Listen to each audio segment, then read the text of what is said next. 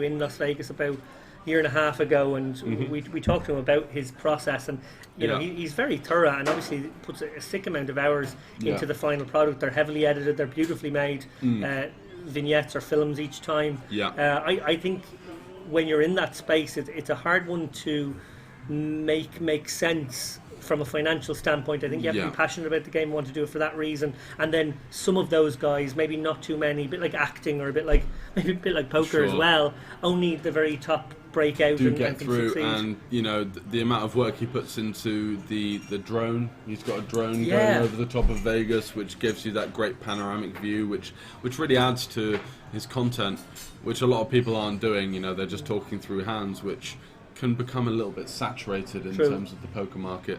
I always think, given the proximity to the airport there, I'm always surprised that drone hasn't been shot down by now. But yeah, it's true. It might form a bit of a risk. Actually, I watched some great content that you had from Sam Razavi, who I met in Philippines. He's grinding the Asian circuit. Yes, has been for many years. Yeah, and I was playing the PLO 8, the PLO, and all of the random side events with him, and seems like a very nice chap. And there was a hand from the Millie Maker where I think he went for it with a sort of a blocker 3-barrel that you were talking about. Yeah, he kind of hit the perfect river, as I recall, to turn his hand into a bluff, having probably given up. He had air, but there was a king on the river, and then he could maybe rep the ace king or something like that. That was exactly the hand. And that was a very interesting one, and that was something that really got the cogs working. But from your standpoint, do you want to go for the sort of niche market of thinking players that are really like delving down deep into the ranges, or are you looking for, how do you really sort of differentiate that? Because obviously the bigger target market is recreational players who want some entertainment, but as the Chip Race podcast, 2 professional players. Sure. What are you really looking for to get out of that? No, I think that's a great question, and I suppose what Darren and I have always prided ourselves on is our ability to talk about difficult concepts, Darren in particular, to talk difficult concepts in straightforward language. In that sense, you don't ostracize the. You might be a little bit above a beginner's head, but you don't ostracize that big pool of intermediate players who quite like the fact that you're explaining something quite difficult in a way that they can understand. We see here now Frankie, obviously a dangerous man when he has a real hand, but he's not a good board. It's a very bad board to even get 2 streets out of, to be honest.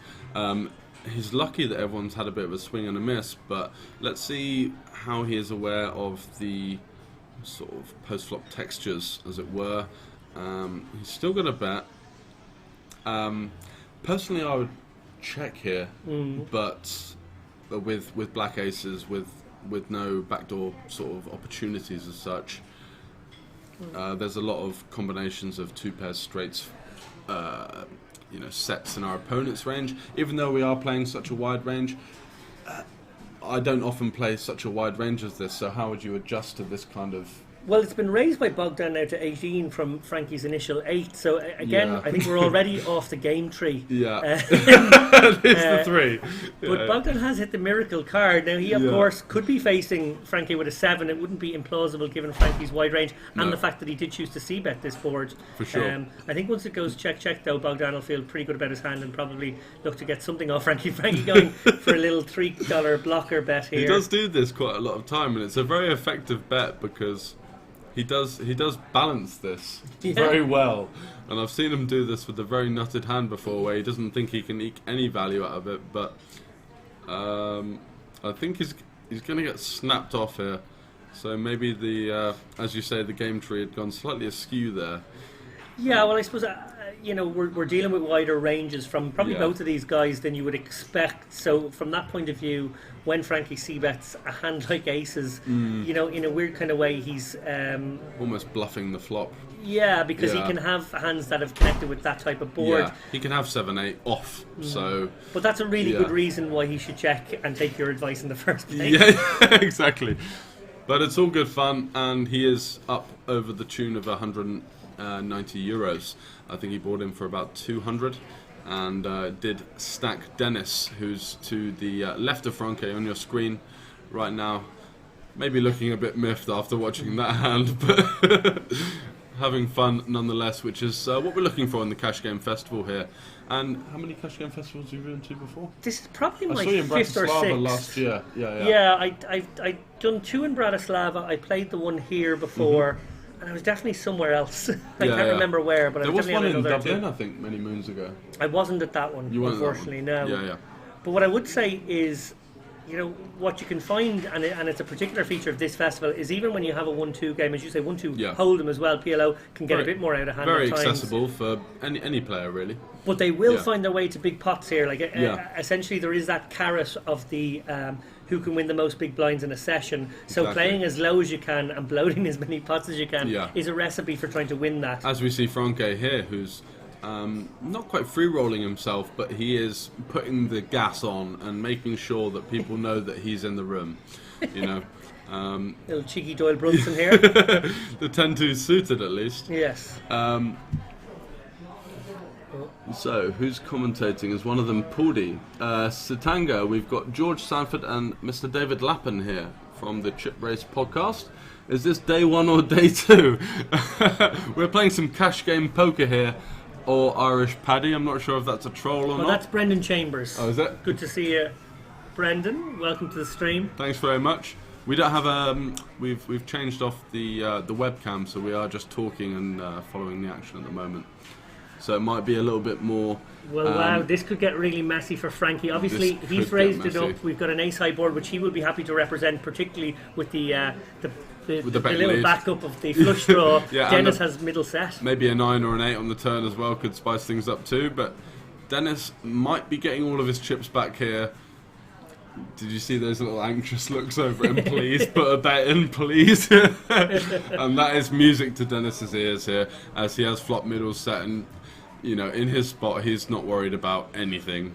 Let's face it, I would probably call. I just call, given just the fact call that Frankie, you want to how keep all those wide. bluffs in. Yeah, I mean, he might even have a 10-8 off here. You know, I mean, even wider than that. Sometimes like a Jack-9 of diamonds. I don't know if he's considering the backdoor kind of opportunities, but it could just be a completely random like King Queen. So with the set, there's really no reason for Dennis here, who, you know, by the looks of things, is doing a little bit of a Hollywood here. Yeah, I think we're going to see Dennis eventually call and Frankie go all in, On the regardless turn. of the turn Yeah, card. I would completely agree with you. Fascinating to see that he has 24% with just 10 high. Well, he's got that little, he's got the sneaky 8-9. He's got the sneaky 8-9. He's got a couple of clubs. Come on, Dennis, just call, please. You are going to butcher a lot of value if. Oh no, that looks like a raise. Well, Frankie probably happy to gamble. Yeah, but I mean, in terms of his range, In the long run, it won't work out. You but really want to keep in those complete airball bluffs. And so we've got a set of 7s against the 10 high flush draw with some backdoor gut shot opportunities. And let's see what the turn brings. Is it going to be instant service? It is not. Needs a club on the river. Oh, and he's sick. He's absolutely sick, Dennis. Dennis has just been gubbed in 2 rivers in a row. Both 500 euro pots. And I'm not sure how much the money means to him, but it's sick either way, isn't it? Even if you're a millionaire and you're taking these kind of beats, especially when it's from the same guy. I don't know if you play much live poker. You're an online player, right? But Well, no, I play probably as much live these days, but yeah, like. But it does feel a bit weird when it's the same guy just ironing you out every pot, right? Yeah, he might have had enough now. We'll see if he goes into the pocket. Let's see if he delves deep into those. He looks like he's just had Or maybe about the enough ATM. of that. Maybe the ATM. Well, the rich getting richer. Frankie, off the back of his Irish Open cash, of course, from just a few weeks ago. He had a very deep run. Not sure if he remembers much of it. He had quite a lot to drink that weekend. Anytime Anytime he said I the met Guinness him. was great. Yeah, I'm not sure he knows he came about 25th in the tournament over about 2,000 people. But I asked him earlier and he said Irish Open. I was like, yeah, a couple of weeks ago. He was like, oh yeah, I think I cashed that. yeah, he did a lot more. I think he was about 3 of 30 with 300 grand up top at one Probably point. cashed about 4 or 5k, right? Yeah, At least. minimum. Yeah. Always an entertaining player to watch. Yeah. we will bring you some stories on the players at the table. We've got the information in front of us, but the action has been thick and fast so far, guys, so there's been no need to talk about their favourite hands as such. Bogdan, we've filled you in on. Mr. Peter Laterra, you can see there to the left of Franke, who's just ironed out Dennis in 2 big pots over 500 euros in a row. He is the recent Tallinn Drawmahar champion. Have you ever played the Sveton special game? No, I've nose fitting in my No? arsenal. I've been asked to play it many times by Frankie and It's Cow. a strange game. It's you've got to play from your 6-card hand. You've got to play a 5-card draw hand, and then you've also got to. Sorry, it's a 5-card hand, right? So you've got to play 5-card draw in your hand.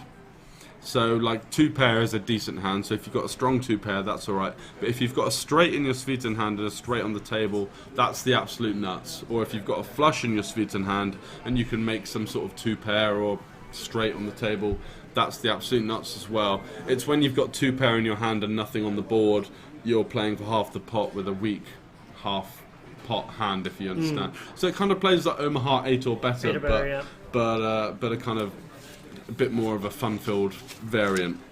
And his favourite hand is winning, and his best achievement in poker is the World Sveton Champion. As I'm sure if you come to Malta this week, he will not let you forget. His favourite poker player is Franke, and you can see why, as he does give the action, and he does get in the mix in every pot. Jack 4 offsuit, being the limp cool that he's gone for this one. Completely dominated, but can he find a way?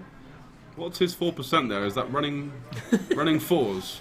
3%, sorry. I guess Jack. Jack. But No, Peter's that won't got do No, running 4s. Yeah, must be running 4s, which is 3%. Seems thin.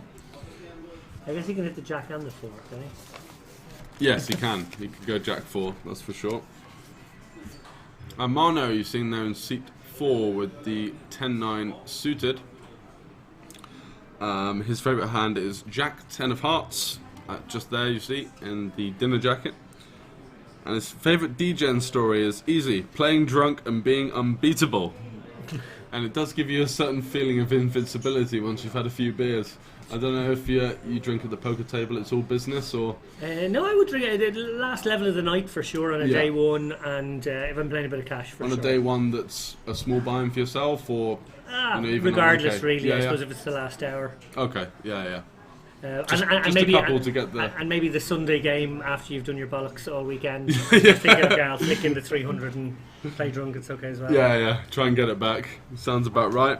His favourite poker player, this was the guy, so it's Douglas Polk and Daniel Craig. Oh yeah, Daniel Craig's quite the player. Yeah. The cold call with 5-7 of spades, was it? Flop the straight flush. That's it. And he's never been on the TV poker table before, and the meaning of life is enjoy, apparently. So we've asked a few sort of eclectic questions. Yeah, I like the questions. Just to sort of get a bit of a personality and a bit of a feel for the guys that we've got at the table this week. Hand 13, wow, feels like we've played about 5 orbits already. The action's been that thick and fast. So bogged down with the 5s, and I mean, in the game this action fast, I would probably just limp. I don't know about you. Yeah, you I want to think be getting limp in. calling is probably the best line. Raising... I mean, actually thinking about it, raising, because it's not like a 3-bet heavy table, so maybe you could like min raise and you set the price for yourself to go post flop. Yeah. Because if you limp, someone might make it like 30, and then all of a sudden with 3-3-7 you're not really getting the best price to set mine. So it's kind of an interesting one actually. Yeah, I might just let it go under the gun, to be honest. You could do, yeah. Or 6s plus. Yeah, or even 7s plus on this kind of table. I guess they are playing only 6 or 7 handed, aren't they? So yeah, they are. Yeah, I suppose you might have to draw the line at 5s or 6s. But yeah, I think 5s would. I'd be playing it to some extent, but I'm not sure. Well, Frank is in there with the 10 deuce. He does like the door runs, and that's the offsuit format this time. So it's actually worked out quite well for Bogdan, who made it 7. He only has to call 14 now into a pot of about, 85. So Yeah. that's a pretty good spot. That's a pretty nice spot to try and flop a 5. And versus wide ranges, he's not going to get too many reverse implied odds in terms of being up against stronger hands. So 3 real hands and Frankie. Sounds about right. 84 euros in the pot going to the flop guys on this Cash Game Festival Tuesday from the Porto Massa Casino. And Frankie has flopped the absolute best of it. No surprises there, with middle pair and a backdoor deuce of diamonds. Check, check, check. Ace on the turn, so that's music to Karen's ears. She turns top with the straight blocker. And bogged down with that very weak looking check there. I don't know, playing a lot of live poker, when people kind of do that to you, it's kind of like, please check. So 40 euros to go. Could seem even on the smaller side, to be honest, judging on the lineup. Yeah, the question is, will Frankie try to ping one here? It looks pretty likely that Karen has an ace. He might be on positive tilt because he has hit every river so far, so maybe he thinks if I just pay the 40, oh no, he's actually raised it. Oh wow. Well, that will put Karen in a tricky little spot. I don't think with the dynamic. It'd be interesting to see if she calls now and the river's a diamond, whether Frankie just ships all in. Yeah, there's a lot Frankie can represent here. Yeah. Having taken this line, but he is a bit blind to her range. She could have a set. Yeah. She could have. And the problem is, like, wouldn't he just bet his King Jack on the flop? He seems to be betting almost everything. And King Jack for Frankie made very unlikely with that king on the turn. There was no getting rid of Karen certainly on that card, and Frankie rightly abandoned ship. Yeah, abort mission. So 152 going over to Karen's way, who's a regular on the Irish poker circuit. As you said, she came second in the team championships. Yeah, she came second for Team Ireland, and she also mostly plays cash games all around Europe, and I'm sure she probably goes to Vegas as well. I have seen her in tournaments over the years. I know she played the Battle of Malta here. Or maybe it was the Malta Poker Festival. They've already played both of them actually here last year. And then, of course, but mostly a cash game regular. She likes the side games. You do see a lot of cash game regulars sort of flock to those slow structure, deep sort of stack main events, and they do fare quite well there because it's more of a post-flop battle than the sort of 30 big blind turbo structures that you might find online. Absolutely. And sort of, what's your background in terms of poker? How did you get into the game? About 13 years ago, I lost my job as a writer, and I started playing poker.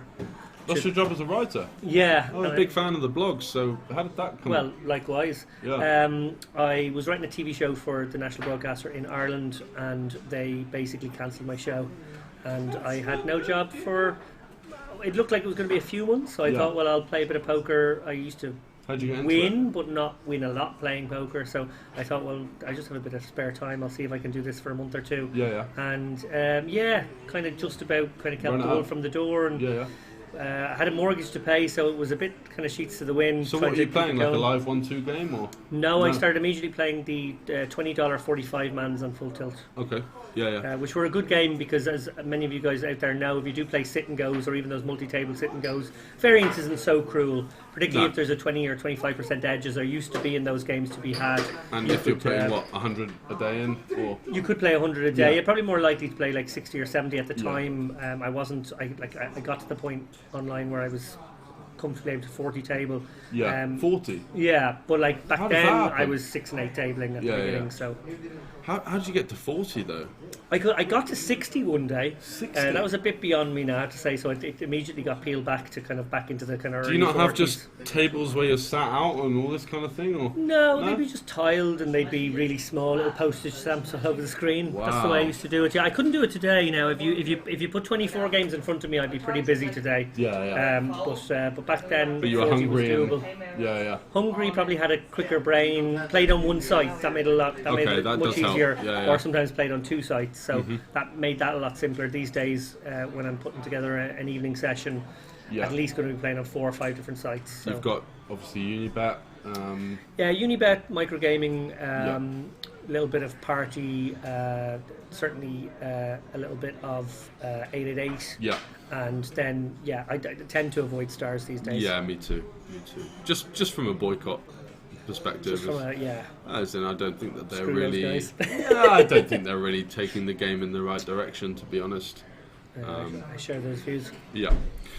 So here we go. Franco with a real hand once again. Did have the aces earlier. Got kind of ironed out on that straighty board. And now does find the €41 3-bet with the kings. And Bogdan, the only other person with sort of a really genuine hand. And again, so hard to believe Frankie in these situations. And the kind of nines looks big here. Nines looks huge. And I think Franke will be putting all the money in. Yeah. So Bogdan with 248. I would recommend this was a 4-bet induce. Given Frankie's capabilities now, unfortunately, he will find the bad news. Yeah. If you're not going to 4-bet induce, you should just flat the 3-bet and play post flop. And it'd be interesting to see here if he did have a plan with his 4-bet. And by the looks of things, it's not looking like he did.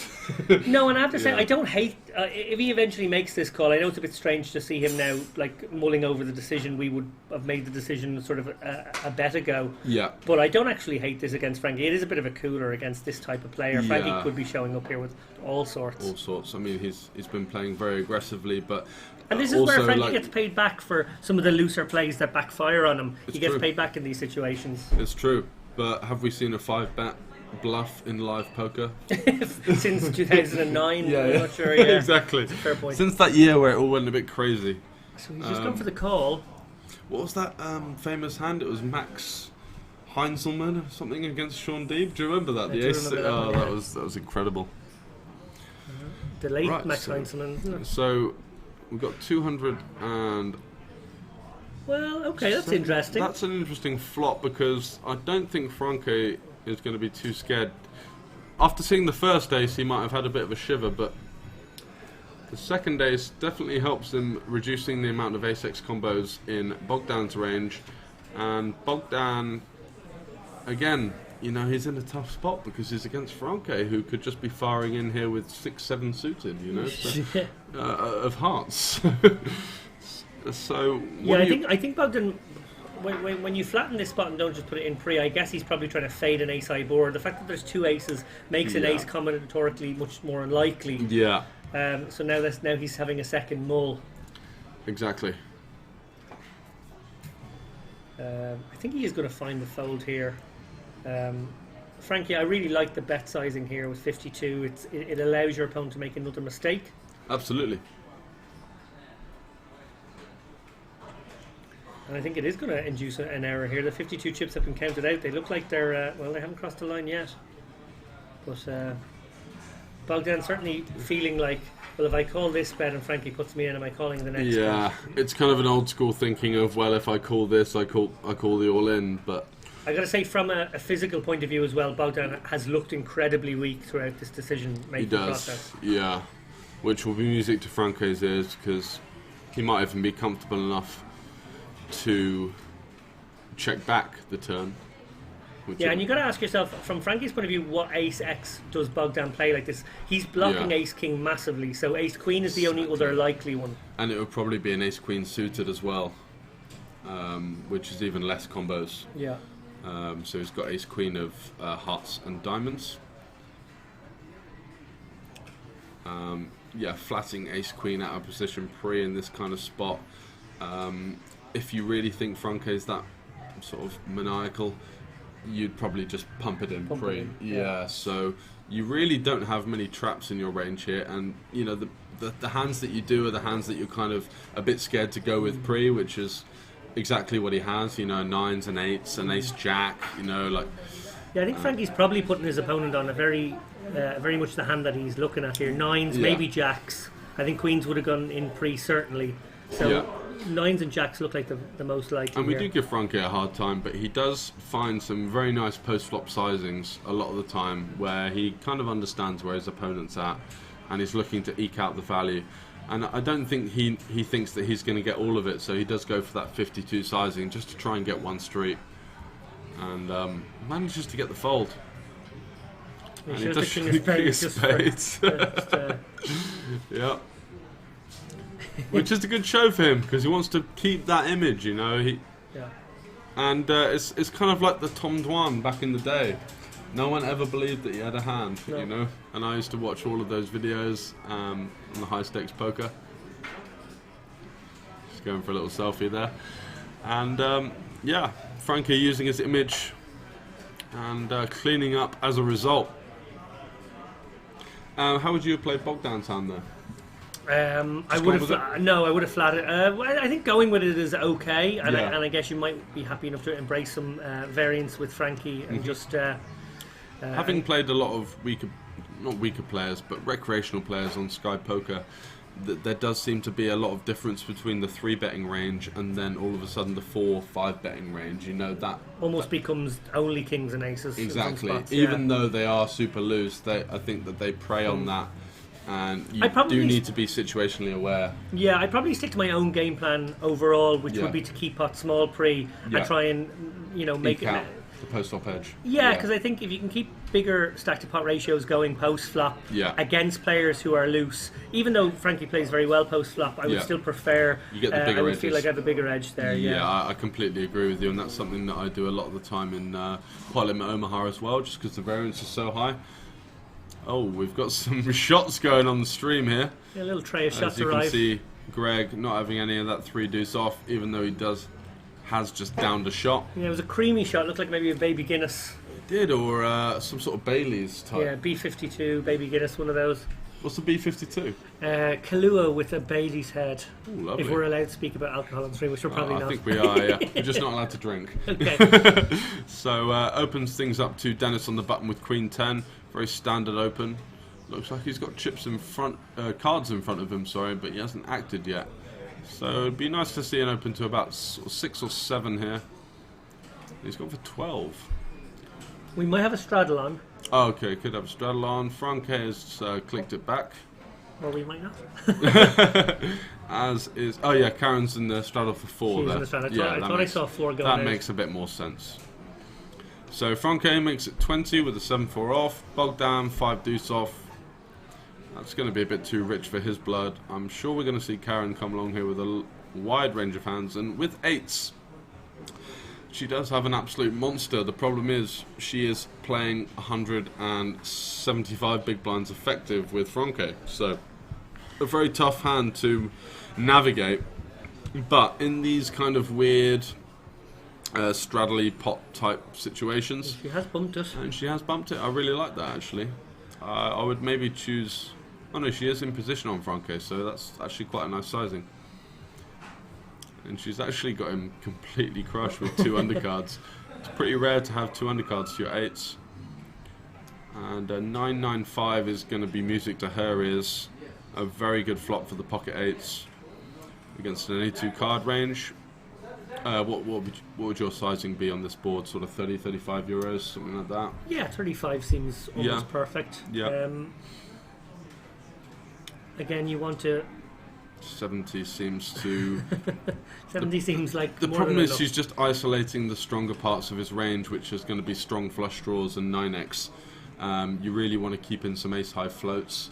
You want to keep in just random crap that could maybe check raise you on the flop, you know, like...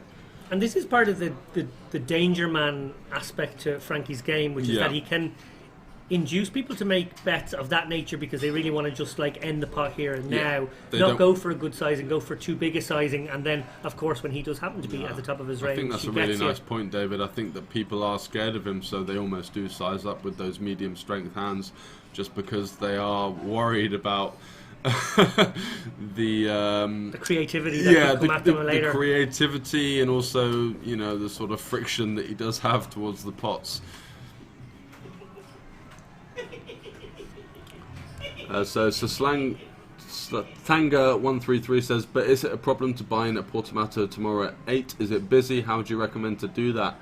And I think you can come and meet Yvonne, who's the face of the Malta Poker Championships, and she will be here all week. I just had a quick chat with her earlier on. She's working very hard to get all of these lower buy-in events open to everyone. And we've got a lovely card room just in front of us to the right hand side, which will be hosting all of those poker tournaments throughout the week. We've got Triple Chance, we've got the Betson One Bullet, which is a sort of a tournament that has been created to make it a bit more fair for maybe the more recreational player, you know. Well, I'm a big fan of freeze-outs, I gotta say. I am as well, Yeah. because it just gives recreationals a bit more of a chance to get further in the tournament.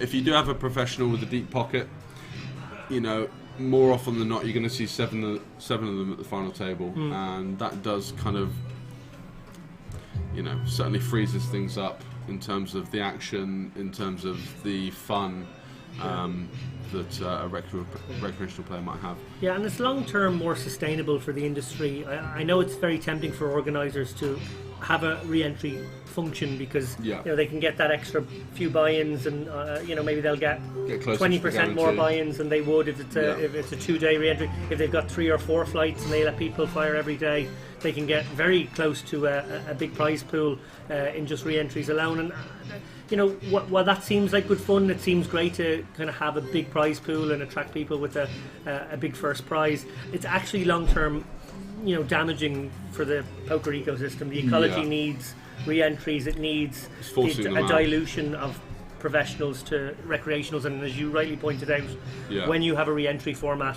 well, the pro is always going to re-enter. The recreational may or may not. Exactly. They might take one bullet. They might just, you know, happen to stumble upon the casino. I think, oh, I might play a tournament. That sounds fun. Enter that. Whereas the professional is going to be here, checking out the field, checking out the action. You know, it just gives an unfair advantage. And did you see that pot there? Greg isolated with ace-7 of spades. Franke limp called with the jack-7. The flop comes 4 deuce-deuce. Greg bets a tiny amount, maybe a quarter pot, and Franke raised it up with jack-7 off. So, you know, chose the 7 and got the snap fold actually, which was quite interesting because it just shows the fear that people have versus the player that's playing almost any 2 range, even on the 4 deuce-deuce. You know, they're worried about the deuce. Yeah. They're worried about the, you know, the 5-3 getting there. And I want to say, Dennis is back. Dennis is back. He's reloaded for 400. And he doesn't, you know, he looks like he's keeping himself in good spirits. If I got ironed out like that, I'd definitely need a couple of cigarettes and a fag break to sort of get me back in the game a little bit. But here comes Franke, clicking him back with the 3 deuce off straight away. Wow, he's a real taskmaster, isn't he? He's found his prey and he's just sort of eating lumps out of him right now.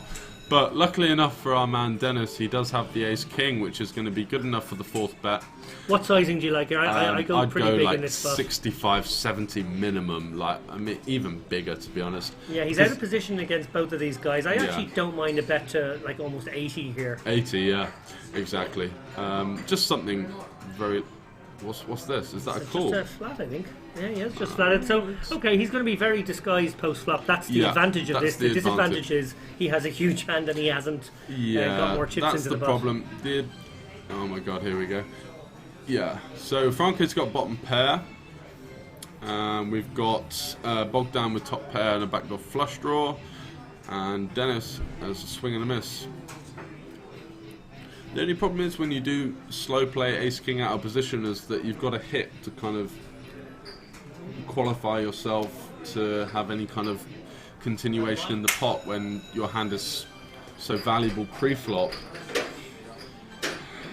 I mean, he is against a player that's probably c-betting 100%, which we can look for a positive in, but the c-bet of 100% will be, you know, 20, 30 euros. That's nothing in the grand scheme of things when you could raise it up to 80 and get 2 callers. Yeah, and the problem I think Dennis and the other players at this table are going to face if they continue to play passively. Well, there we go. Yeah, there we go. For a little extra needle, he's going to see the 8 roll. Look at him there. He's absolutely gutted. Because remember, if he had played this pot aggressively, pre-flop, there's no way he wouldn't get to the turn. No, exactly. So that's for... You know, rather than having 500 in the middle right now and having big your turn card, he's probably getting all the money in on the turn as well. You know, like, let's see if he wants a drink. Yeah, I fear not.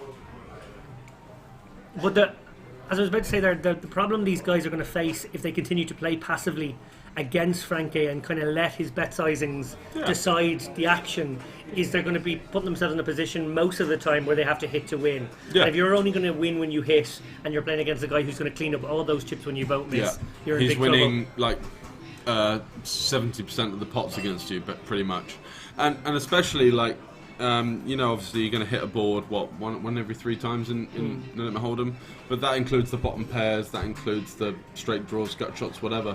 Yeah. So that means that maybe like 1 in 10 times you've actually got a strong hand to go against Franke. Yeah. But 9 out of 10 times he's just mopping up pot after pot after pot, and you're allowing that. So you have to fight fire with fire.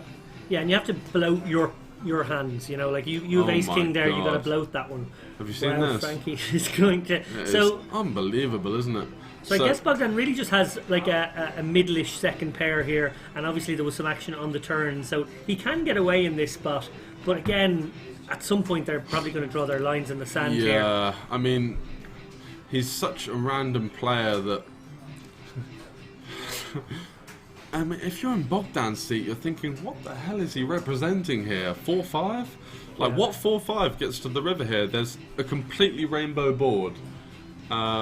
He's min-bet called the turn after potting the flop. Like, how's he potted the flop with 4-5? So, he doesn't have 4-5. So, what the hell can he have? Has he really bet 2 on the turn with Jack-9? Has he bet 2 on the turn with...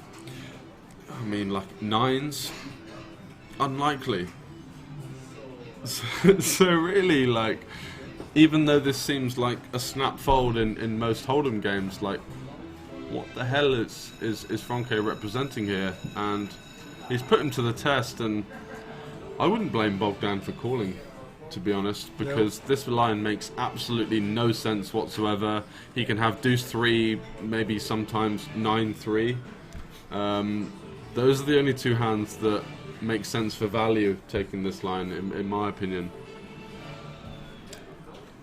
I don't know about you, but when I see a player bet 2 after potting the flop, it's kind of like they're doing their own self kind of. Yeah. They're doing their own job at controlling the size of the pot, right? Yeah. And he did only get a 27 raise, which he's probably quite happy with because he's probably betting to call a raise, but. On this river, when he donk bets that much, it's just so sick for Bogdan, because if you're really thinking about the game, like, what hands can Franke ever have here? And it's probably 3-2 or 9-3 or 3-2 or 9-3 are the only hands that make sense. And that's such a narrow portion of a range that might include just a random Queen 8 sometimes that just goes for the lot on the river. Might include a 10-7, you know. I remember Bogdan's raise to 27 on the turn was designed to get cheap showdown. It was designed to check back almost all rivers. And here we are. And maybe Frankie recognises that in those moments. Like, he puts out the 2, he expects to be raised to 60 by a legit range. When it goes to 27, maybe he's recognising that, that looks weak, and that might be playing back into Bogdan's thinking. Is like, oh true, no, I so do you think if the river was a 4 or a 5, he'd do the same thing? Or do you think it's just value? You know what I mean? Like, is he like really just gonna donk jam the complete dead cards that don't really interact with the board? He is picking them up as if they're going in. We've seen this once before, though. I think they're going in. He's not looking at Franke, so I don't think he's looking for a read. I just think he's, that internal battle when you're on a live poker table and you've got an action player such as Franke, you're just thinking, what the hell is going on? And there's the payoff. He's going to show the bad news. 3, 2, 1. Oh, come on. And I've been there. Have you been there? I think we've all been there. Just thinking, what the hell is that? Like. Yeah, never mind more chips. We're going to need new players soon. Frankie keeps taking these lads out by the roots. He's ironing everyone out, and he's up to 912 euros, and I believe the buy-in was between 200 and 300. So that's 300 big blinds right there, and that's only in the first hour or so of play. Let's have a look at the Twitch chat. A lot of love to you all. Thanks very much for joining us on this Cash Game Festival Tuesday from the Portomato Casino in Malta. Trigster888. Thanks very much for joining us, Trig. I see Donna Morton in the chat there as well. Welcome, she's an absolute mainstay. The Dark Angel. She's saying she's not Jamie Staples and he did it with a friend and in daylight. What are they on about here? It's intriguing. Yeah, it is a bit, isn't it?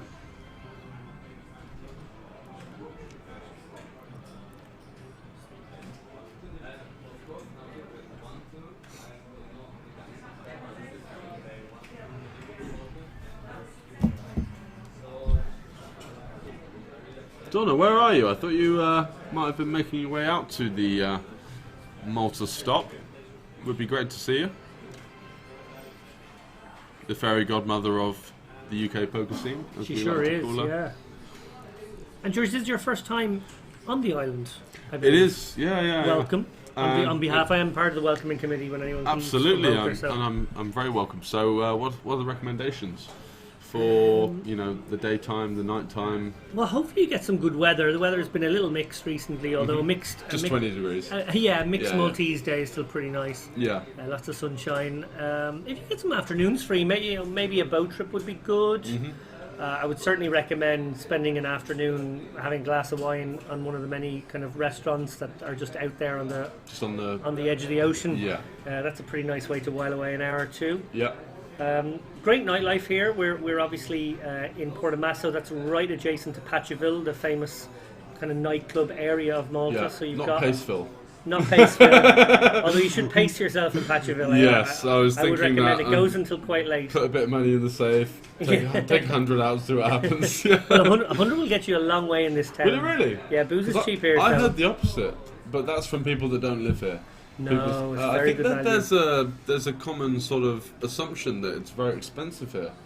No, but it's Malta's not. great value, to be Yeah. honest, overall. Yeah, certainly if you're coming from the UK or Ireland, Yeah. it's great value to be here. From London, yeah. Very good value restaurants, very good value in the bars, Yeah. and they go really late. Like you'll be able to go to regular bars until 4:30 in the morning, and there will be other establishments available Perfect. after that hour. So you can pretty much do it 24/7. Oh wow. Any karaoke? There's loads of karaoke. There's karaoke in Amazing. a bunch of bars. There's a great just- Irish boozer Yeah.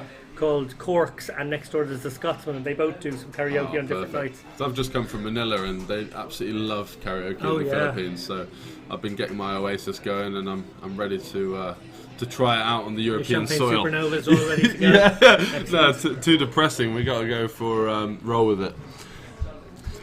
So here we are, Mr. Franke propping things up once again with top pair and a 9 kicker, but up against it in the form of that straight that Morno and Seep 4.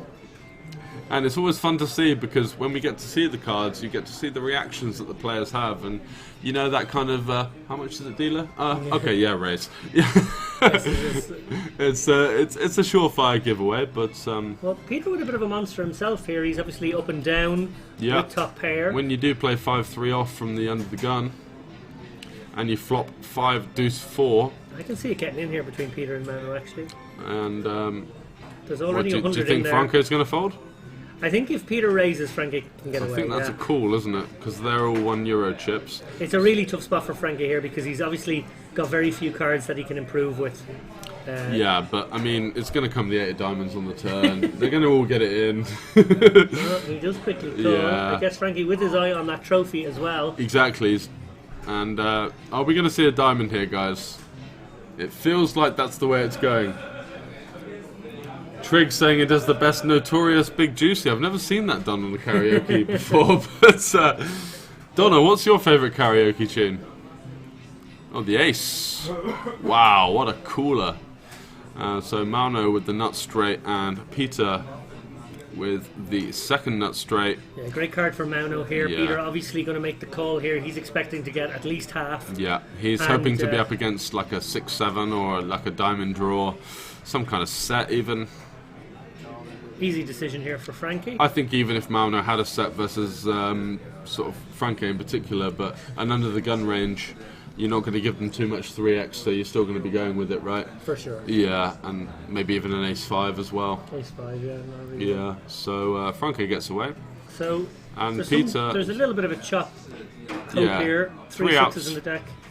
and it looks like no one's folded them because they do tell us on the graphics whether someone has folded them, and I didn't notice a 6 fold either, so they're going to run it once or twice. Looks like once, just needs to fade the 6, and they're running it twice, maybe 3 times. And that's going to be the second one to Mauno. The third one. And the third one. Run the whole deck, dear. All shipping his way. 6-3, takes the lot. The big blind special, as it were. I'm just going to go to the toilet, mate. Do you mind if I leave? No problem. I think Peter feeling a bit unlucky there when they decided to run it multiple times. I assume he figured he was up against a flush draw and had maybe scooped a lot, or maybe scooped 2/3 there, 7 of diamonds. Would have lost him one of those runouts, but Mano with the 6-3. Peter had been running very, very thin.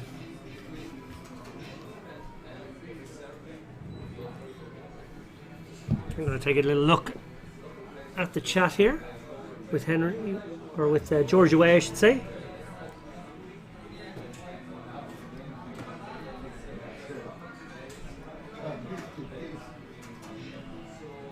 So this is day one of the Cash Game Festival here from the Portomasso Casino in Malta. It's going to be an action-packed, I think maybe 6 days of poker. There's a lot of poker. It might even be 7 days.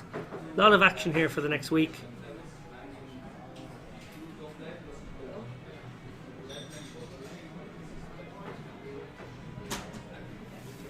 Tournaments and cash games running.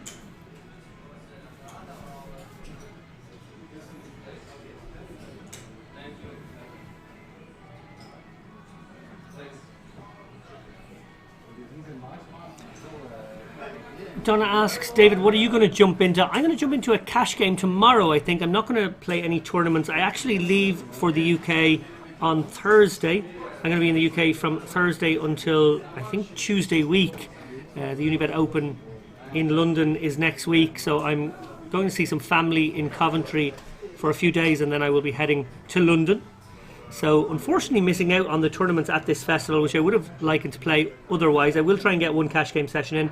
I think I will be joining George tomorrow for one of the sessions. I won't be here later on this evening for the second cash game session. The reason being I have an interview for my podcast. Myself and Darrow Carney have a very exciting interview. Maybe I'll actually reveal who it is. Maybe I'll give you guys the exclusive here. We're going to be interviewing the great Joey Ingram tonight. That will go out on our next show. Our next show's in about a week's time. So Joey will headline that show. We've got Jungleman on that show.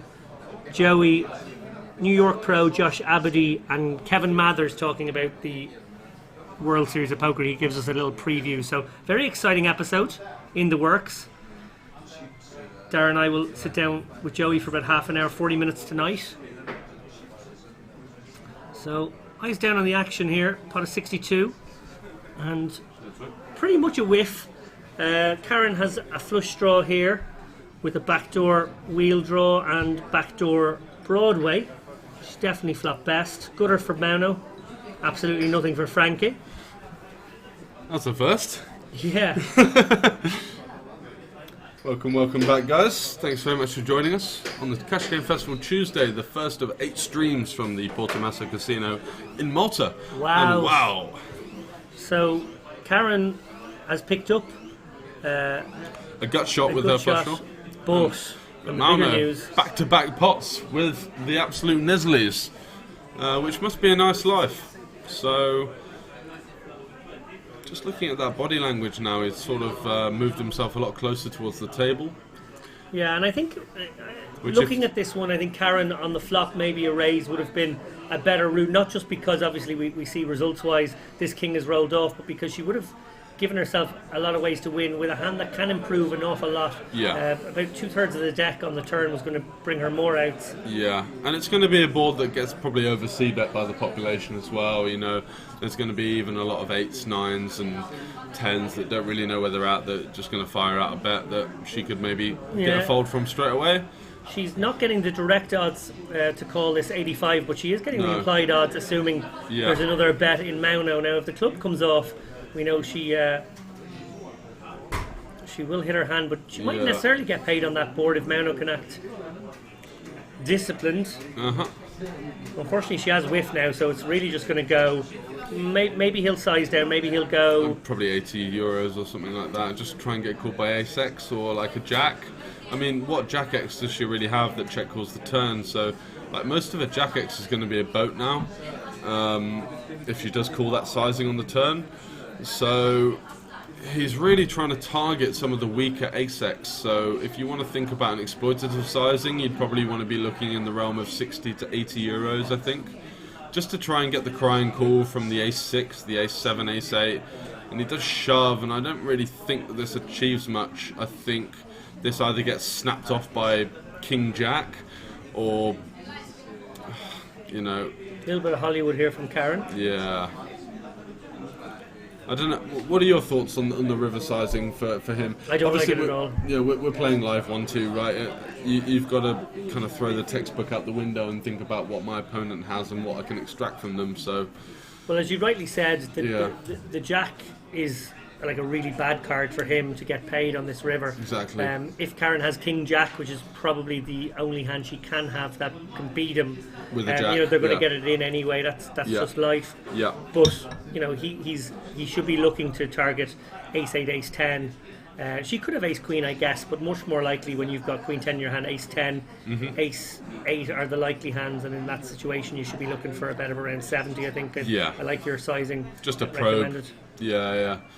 Just to see if they can, you know, fold, because a lot of the time they might think, oh, I chop with ace-queen, so, you know, I'll just flick it in or whatever, you know. So it's one of those where I think you really need to be, if you're going to make the big money in live low stakes no limit hold'em, you have to really be thinking about where your opponent's range interacts with the board, and how you can extract match value from them, because it's not so much of a case of playing completely optimally. Oi Irish Paddy, whoop whoop, GTFI. Last time I did biggie, I got this small club in Leeds up on its feet. Even the bouncer rated me. I love the confidence there from Trig. And I can't wait to see this juicy rendition, because it's been a good half hour now of bigging up, so it's time to see that in action, mate. Next Cash Game Festival, get yourself down here. We're going to be in Tallinn, and that is on the 12th to the 16th of June, guys. So well, this time next month. I see Donna is calling me Leaky Lappin in the chat. Leaky Lappin. While you were in the bathroom, I revealed the guest list for the next episode of the Chip Race. Oh. Which is why I'm actually not going to be able to join you this evening. I have to go off and do an interview with Joey Ingram at midnight. Joey Ingram is our headliner. Oh, wow. So the you're really moving up in terms of the poker sphere, right? I guess he's so. a big name, Joey's I think. Pretty big, yeah. No disrespect to Joey. That's a big name. We had Jungle Man on last week. That was fun. He might not be like the most elite player, but he's got a massive pull and an audience, sure. You know, and he's just a very likable, kind of authentic bloke, which is something that you don't see too often in poker. You know, you've got your chances, you've got a lot of different kind of characters, so it's good. And when he wants to be, he's a very hard-working content creator as well. So it's nice to meet somebody like-minded on that front. Yeah, exactly. And what are your hopes and dreams for the Chip Race in the next couple of years? Well, I guess to back-to-back GPI Global Poker Awards would be nice. Yeah. I'm not sure. What was this whole thing with Negrani you had? There was a lot of beef there, which I'm sure the viewers might be interested in. Yeah, there's been beef for maybe the last 5 months. Darren and I penned a couple of blogs around Christmas time, I think, or maybe just before Christmas. Yeah. That were critical of some not so nice comments he made about some players in the community. And since then there's been a few back and forths, the most recent one being Daniel going on his own podcast, the Dak Poker podcast, to sort of cast a shadow over our win at the GPI Awards, which I couldn't really understand. Well, firstly, he had no information to suggest anything he was suggesting, and secondly, it seemed rather churlish to begrudge anyone a prize. It's only a little, content creators prize. No one won $1 million, and no one's trying to argue about it. It came down to a jury decision. So I was out the loop for a while, and there was this video of the two girls at the awards that were pissed out their head. And Sasha. What was going on there? Well, I think they had just witnessed it. According to a couple of people I know who were in the room, Daniel made a 2 to 3 minute scene after our name was read out, where he kind of oohed us and started yelling about how we're bad dudes and shouldn't have won, and surely the jury had rigged it type of thing. So And he doesn't wonder how that might come across on himself. Yeah, well, it's an amazing opportunity for the likes of himself and Phil, who had been at those awards, who hadn't been nominated, or maybe Daniel had been nominated for one of the awards, but hadn't been nominated in too many categories, to see up-and-coming content creators and people, and really be a proper ambassador, be a champion of the up-and-coming people who have done hard work. But instead he decided to make it about himself and that's cry the problem when he didn't win. with his own content. It's very self-absorbed, isn't it? As the chip race, you're trying to find a voice across the poker community, as opposed to it just being about you and Dara, or even Ian, for example. Yeah, certainly not about Ian. Yeah. Yeah, if it ever becomes in any way about Ian, then we'll end it. You're up to the wrong thing. Yeah. Hopefully you're tuned in, Ian. Yes, hopefully. But no, it's been an unusual, I guess, a few weeks because of that. We obviously got thrust into the spotlight in a way that we had never before as a show. That's fine, some people would say all publicity is good publicity. Yeah. I certainly saw our victory at the GPIs as an amazing opportunity to further our name, to grow the show, to kind of break into the American market maybe in a bigger way. All those kinds of things came with that, to get a lot of articles written about us. And then to be kind of up against the most recognisable figure and the loudest voice in poker, trying to essentially take a dump on your success, put us in a really weird spot where we had to sort of defend ourselves at a time where we should have been celebrating. It's tough, right? Because some of your fans idolise him, and that's a tough thing to come about. Interesting spot here, actually, because for someone who plays a tight, aggressive style like me, oh my god, what is going on here? I would use this board as a massive range advantage turn card. So if I've raised pre and I bet the flop, I think that there is overbet sizings that you could use on this turn for bluffs and for value. But how do you like the all in? How do you like the check raise all in with ace high, Franco? Frankie's very, very unimpressed. This is real street poker right here. And Karen, she obviously wants a sniff of that 240 euros or so that's available to her. And Franco with queen high. Is he just a bit pissed off that someone's sort of beating him at his own game? Pissed maybe on his fire? Yeah. Yeah, and that's the fold, and a shrewd fold. I think I'm very surprised to see Karen do that. I think our hand plays way better as a check call. Considering how wide his range is, it's certainly a candidate, right? You unblock the hearts, you unblock, it's tough to really dice it up into some sort of theoretical range here where you'd want to unblock the 10-9 that's got the backdoor straight draw, 2 overcards on the flop, and might go for another one with completely zero equity. But I think you had it right with street poker. I think that was the best analysis. Yeah. That's where we the are Bryn right Kenny now. style. And have you got any interesting people coming up for the next couple of podcasts, or is it very much a podcast-to-podcast type? No, we're always about 3 or 4 episodes ahead with the guest cool. list. We have a. I like the one with Giraffe Ganger, by the way. He's a very cool guy. He's very cool guy. I really enjoyed his, and it's something that I've met a lot of high rollers, and I won't name them over the years, just through friends and stuff. Not through myself, because I'm very much a low roller, but they are the sort of what typifies them seems to be how down to earth they are, and how cool they are, and how little they talk about poker unless asked. Yeah, that they're always very much about. I think they get to the stage in life where they've got the lot from poker and they want to give back to the community, and it felt like that with Giraffe, and it felt like that with a couple of guys that I've spoken to that I've met through poker travels over the years. Yeah, Giraffe's definitely putting in an awful lot of work off the felt to unionise effectively a lot of the high and mid stakes communities, to put whatever pressure they can on the poker sites to behave more equitably. In particular, the Monopoly share site. Yeah. But again, great guy to talk to. Obviously, he has his fairy tale farm. He has his interesting past, which he's happy to talk about, which is great as well. His quirks. Yes, indeed. Yeah. So really good interview. Really enjoyed it. We do have our next 3 Actually, we have our next 4 interviews booked, so we have our next 4 headliners booked. As I mentioned, and I don't mind leaking 1 week ahead, Joey and Jungle Man are on next week. Oh, wow. But we have... and what's your process on reaching out to someone like that?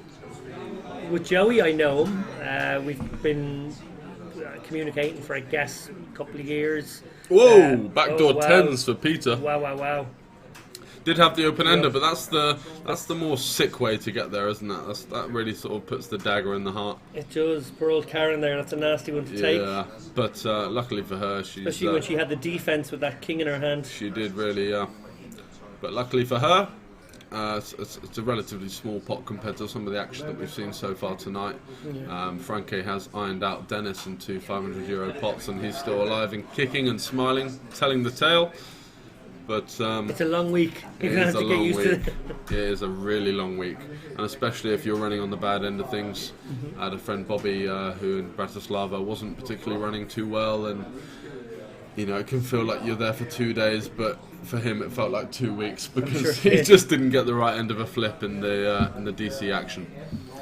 I will reveal actually that one of our guests during the World Series, we will be on hiatus after next week's show for about 3 or 4 weeks, and then we come back events? Yeah, I'll be out there from July 1st until the end. Dara's out there from June 12th or 14th till the end. Have you got a schedule?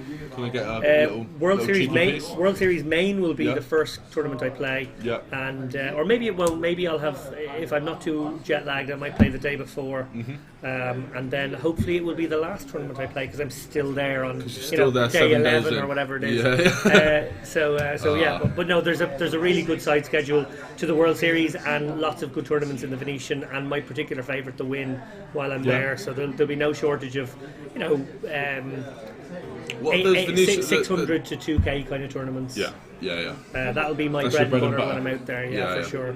I'll even play some satellites. Like that's the one disappointing thing about getting out there when I do is I won't get to grind the World Series Main satellites, which are particularly soft. They're a nice little filler game if you bust your tournament. And the next. Are these the 10-man sit-and goes for a K each, or? Yeah, and they also do $500 kind of normal satellite structure ones where there might be a few hundred in the field each day. I see. So then they'd be like 10 seats guaranteed or 5 seats guaranteed or something. Exactly. Which are a lot of value there. A lot of value. Someone like Dara with his knowledge of the satellites, that would be the bread and butter, I'm sure. Yeah, no, they're great games. And can you spin those into tournament? They become lammers, so you just use them as your buy-ins for the main events. You could just go out there early, win 2 or 3 main event seats, play the main, and you can use them for the side events too, and you can sell them to your friends at face if you have friends. Okay. If you don't have any friends, it's a tough call in poker if you don't have any friends, they might give you 98 cents on the dollar or something. But no, very much looking forward to getting out there, playing the main, playing. Do you play I assume mixed games? I can play Raz and I do play PLO regularly enough. I don't play any other games and I wouldn't dare.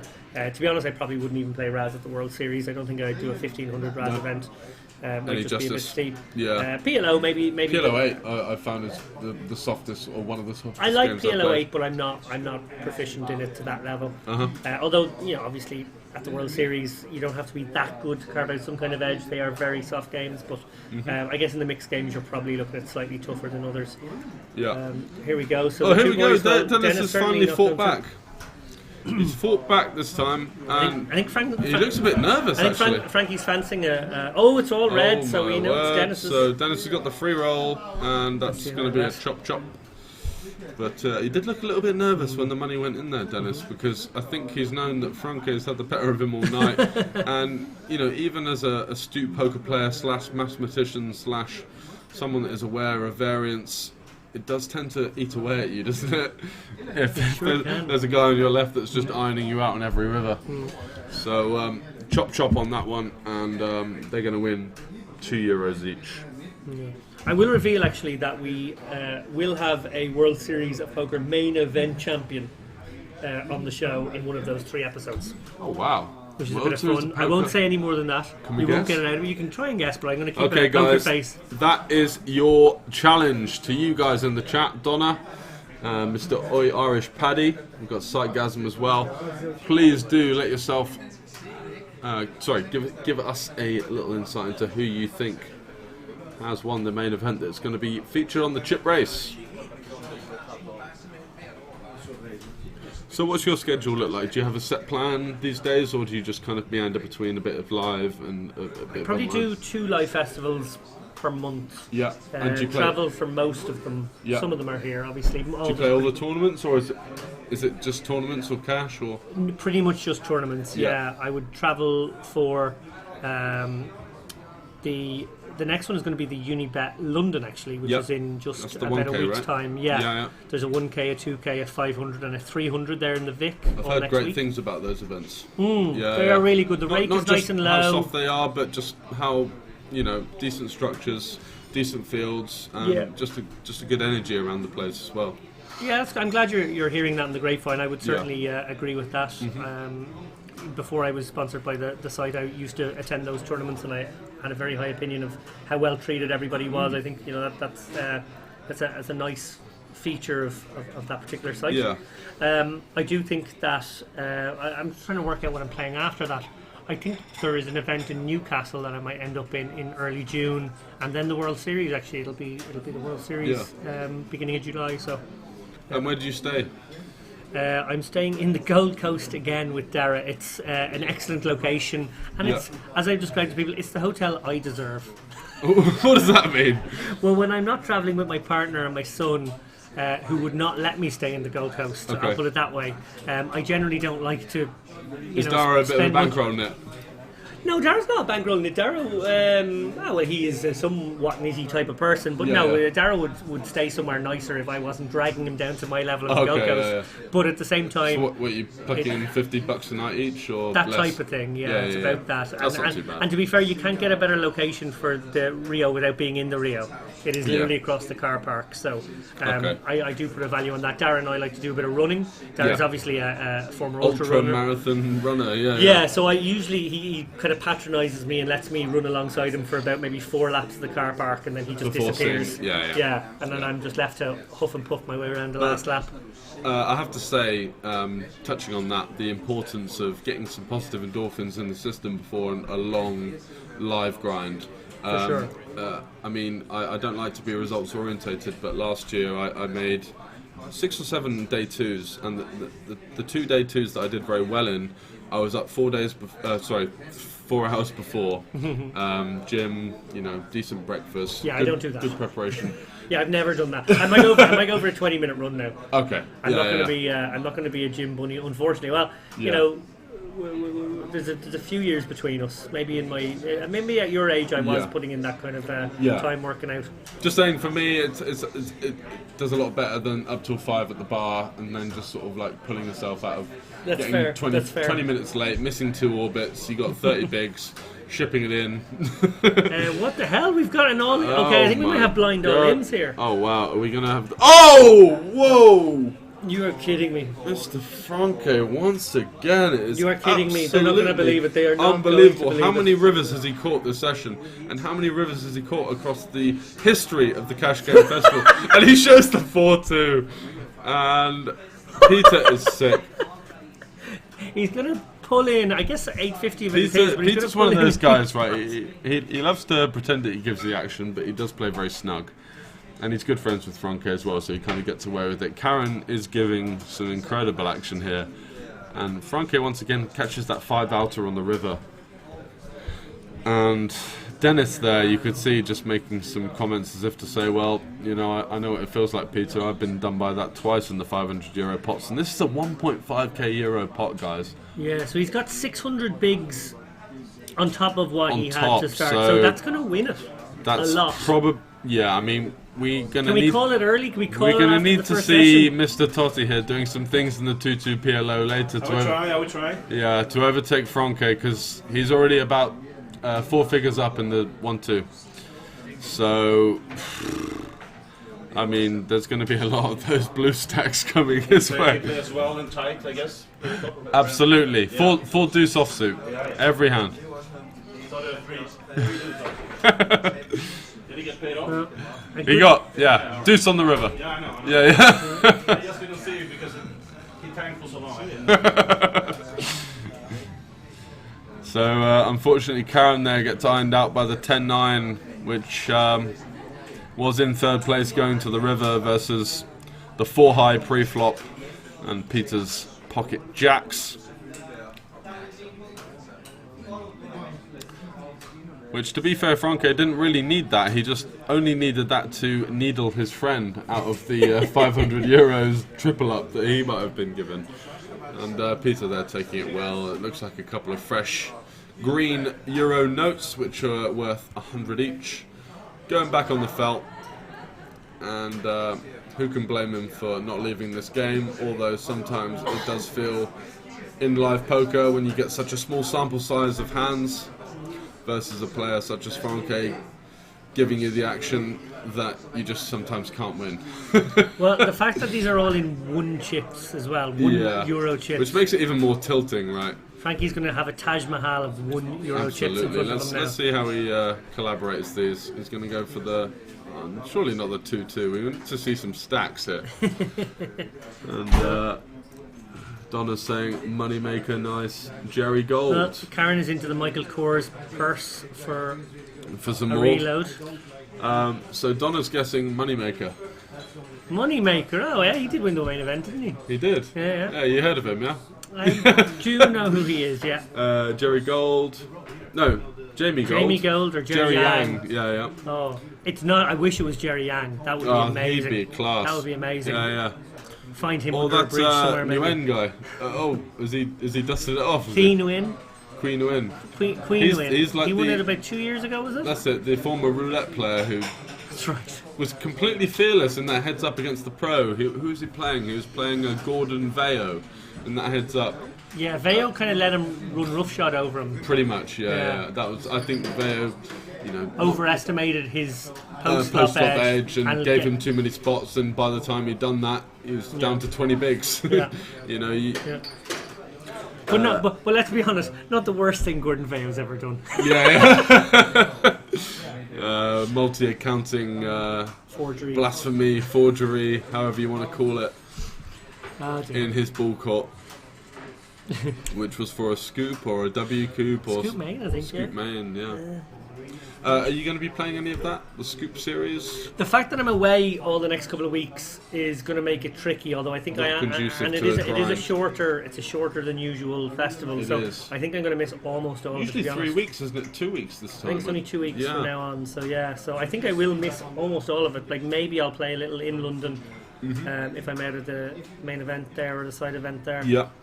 And Donna with another good shout, Scott Blumstein. Oh yeah, you've heard of him, yeah. He's a good player. Trying to get Nice my guy live too. reads on Mr. Nice Lappin guy here. He's not giving much away. Very well versed. Yeah, So- well, I can't give it away because we haven't done the interview yet, so maybe the person will maybe show it up doesn't and then I'll look What's really the no-show rate on these kind of things? bad. We've probably had about 3 no-shows ever. Ever? And we've Okay. probably done about 190 segments. I with mean, without guests. sounding So too it's not rude, too bad. people do like talking about themselves, right? Whether they're in, that's just the way In of fairness, the a world. couple of them are very busy people. This is Yeah. in no way critical, I don't mind saying it, but we have been chasing Vicky Curran for a long time, and we've had dates in the schedule to interview her that have got cancelled at last. Yeah. Not last minute, but like a few hours before have been cancelled a Is few she times. still writing? She's got a She does. She writes for the Observer and Guardian. Guardian, I Yeah. believe so, yeah. And obviously she's got a number of TV shows. She regular feature as a host on Have I Got News For You. Yep. And she has her own show, Only Connect, which is a huge show on BBC Two. It's a sort of I've not seen that before. It's huge quiz show, Oh, yeah. massive ratings quiz show. Yeah. Okay, that's interesting. Really good fun show actually. Yeah. Myself and my girlfriend. And how long has she been out of the poker sphere for? But it feels like years. She has been out for quite a while. Obviously, she had a child. Yeah. She's also very busy with her, media work. But she did play in London just there about maybe. Did she play in Monte Carlo a few weeks ago? And she played in London a few weeks before that. So I think she has maybe appeared a couple of times. She almost cashed in Monte Carlo. I think she might have finished maybe only 5 off the money. Wow. In the main event there. Interesting spot brewing here, by the way. Franke with bottom 2 versus Mono top and bottom, and Bogdan in the middle of it with We don't call that we don't know is what Given that is. the cards that are out there, I we would assume a 10 is in there. I would certainly raise versus Franke's range, although it's one of those boards where there's just so many combinations of straights and Now, better- we've a better 3-bet hands on on the flop by Frankie. Oh So he my did raise, and word, Frankie's yeah. clicked it. And this is, a very, I wouldn't say a simple concept in poker, but it's understanding, hand strength relative to the board.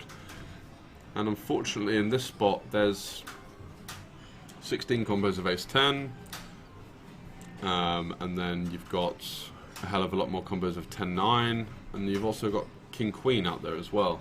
On such a wet board as well, what are you trying to get action from here? He doesn't have ace-king pre because he would have 3-bet. Well, that should slow them both down. That will slow things down a hell of a lot, and it's a great card for Franke. Check. And the river is... Oh my jack. goodness, you've got to be kidding me. Oh my word. Mauno checks. I like that check from Mauno. I really like that check. Yeah, that is a very good check. I think that's a great check from Mauno, and obviously we know he's going all in here. How much Yep. will Frankie make it to begin with? He's going to make it chunky 152. too. 152 into, was it about 200 at the time? So Frankie is losing to King, Jack, Queens. Queens. But it doesn't have Queens pre. He's beating pocket tens. That's possible. People are playing scared against Franco pre-flop, but they're not going to flat Queens or... I mean, King Queen suited would be a very viable 3-bet pre, and that would be one of the only bluffs if he were to check jam on this river. Yeah, Frankie can't get away here, so it's just It's just a cooler. a matter of watching the pain. Which I can't say, even though I'm a big Frankie fan, I can't say he doesn't Yeah. deserve to feel some pain after the amount of pain he's the amount of rivers inflicted he's others with. and it looks like he's got snap called, right? And he's just called. He's just called. No way. Mauno just called I think so. with King Jack. Unless No. Frankie's still in the tank. He's put them all in, right? No, we're on to the next hand. I think Frankie called and that was it. No. That's It looks pretty like Frankie betting. He's just called with King Jack. No. Yeah, that's what I'm exactly what I think's happened, because Frankie had 1.5k and he should have 1k if he were to pay the. You're right. That is You're a- right, because it said plus 275 as if that was the pot that was my dragged. God, that is an he's- absolute disaster So with the third nuts, versus someone that can't. I mean, oh my God. wow. His range is so wide. He might even snap check back an ace and then value bet the river, like for deception or whatever. You can't play the guessing game, and you can't play scared against a player like this. You've got to go for the max, and when you've got a full house. Jesus. I'm lost for words, guys. I think Frankie won that hand. Yeah, he did. He saved himself 300 euros. And, this just plays more into the role that if you're scaring people at the table into just flatting with the full house when you're playing every hand, you're doing a decent job. Oh my word, Dara999. That's Dara Davey. Dara Davey, Welcome to the stream, thanks very Dara. much for joining. Is that a lol from Dara Yeah, Davey? that's a lol. That's a really deep lol. That's a beside yourself. Dara Davey maybe thinking about coming down here and getting into this game. he's just down the road, 10-minute walk. It's on Skyscanner right now, frantically typing, trying to find that CVC code. Get on the flight and get out of here, mate, because the games will be like this all week. Well, he's my next door neighbour, so he won't even have to pay for airfare. He can just. Oh, he lives here, yeah? Yeah, he can sprint here in about 10 minutes. Wow.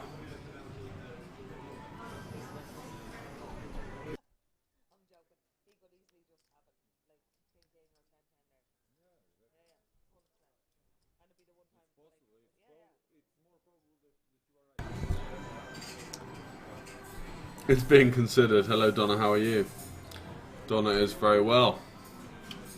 And a couple of decent guesses. I'm looking forward to seeing who is announced as the former main event champion that's going to be welcomed onto the Chip Race podcast over the next couple of weeks. Whether it be Moneymaker, Jamie Gold, who's sort of making almost a weird comeback into the game after he apparently went busto, or he's been like directing Hollywood films or something. I don't know what he's at, but I one played knows what against he's him at. in the win, in a 1500 in the win last year, and he looked Yeah. like a homeless person. Really? So that bad? yeah, In the 1500? yeah. Yeah. Maybe his last 1500 at the time, you never know. It could have been. Oh, here we Yeah. go. Dennis all in with the ace queen. This game is Oh, definitely. and Peter Laterra's decided to gamble things up with the Jack 10 off. Dara and Davey he's- definitely on his way down Yeah, here now. yeah, That's Dara all. Davies out the door by now. He's seen that. And Is it- Queen 7-4. Not much hope for Peter. He needs a 9. And that's drawing dead on the turn. So that'll be the first board. I don't know how many boards they're running. Oh yeah, it does look like they might go for another board. It did look like it, didn't it, when they put the first board out there first? I'm right in saying 2-2 PLO for the next session. Is that right? Yes, which is a hot and heavy game for sure. And a Jack or a 10 required by Peter. That's going to be No dice. second one to Dennis. We're doing a third one.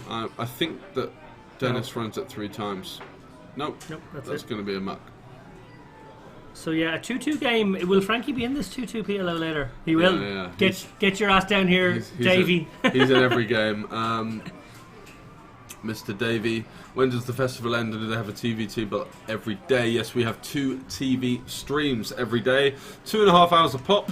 And this is the first of 8, so this is the Tuesday at the Cash Game Festival Malta. We've got the Tuesday PM coming up in about an hour or so, once the action has finished. How's the little one, being a typical difficult 2-year-old, but he's good. Good to hear. There should be a seat later on in the PLO. Usually we are looking for players for the PLO because it is a action-heavy game that some of the Hold'em players do shy away from. And that looks like 250 going towards Mr. Laterra there, as he takes a sip of what I would imagine is an iced tea for a PG audience, what I would imagine is a vodka Red Bull for the non-PG audience. Does Mr. Davey play the PLO? He's a very good PLO Yeah. cash game player. Yeah. Nice. I mean, there's a bag in it for you tonight, mate. I'm not even lying. Like, if you're decent at PLO in this kind of lineup, Yeah. you will You win. can leave your computer for one night only and Yeah, come down I and play mean, this. come on. Leave the 1-2 online. Get involved. Have a couple of beers.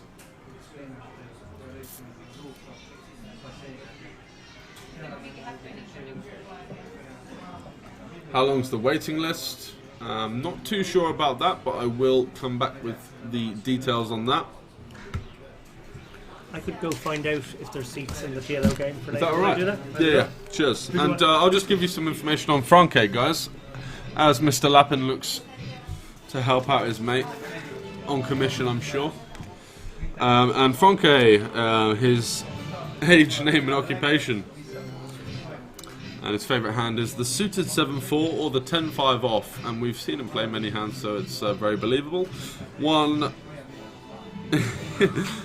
won 10 hands against Laterra in Sviten. And his favourite DGen story is the rebuy. Something he's well versed to. He says his favourite poker player is Dansken. Not too sure about that, and he's been on the TV table before. And we asked people, just for a little fun quirk, what the meaning of life is. And he says Ingrid, so no idea what that means. So, got things going up with Greg's raised to 25 with the pocket 8s, the black 8s. And Franke's cold called from the big blind with the Jack 6 suited. Peter's in with the 10-8 off and the button. Might be a little bit steaming about a couple of the pots that he's lost there, but he did just get it in with Jack high.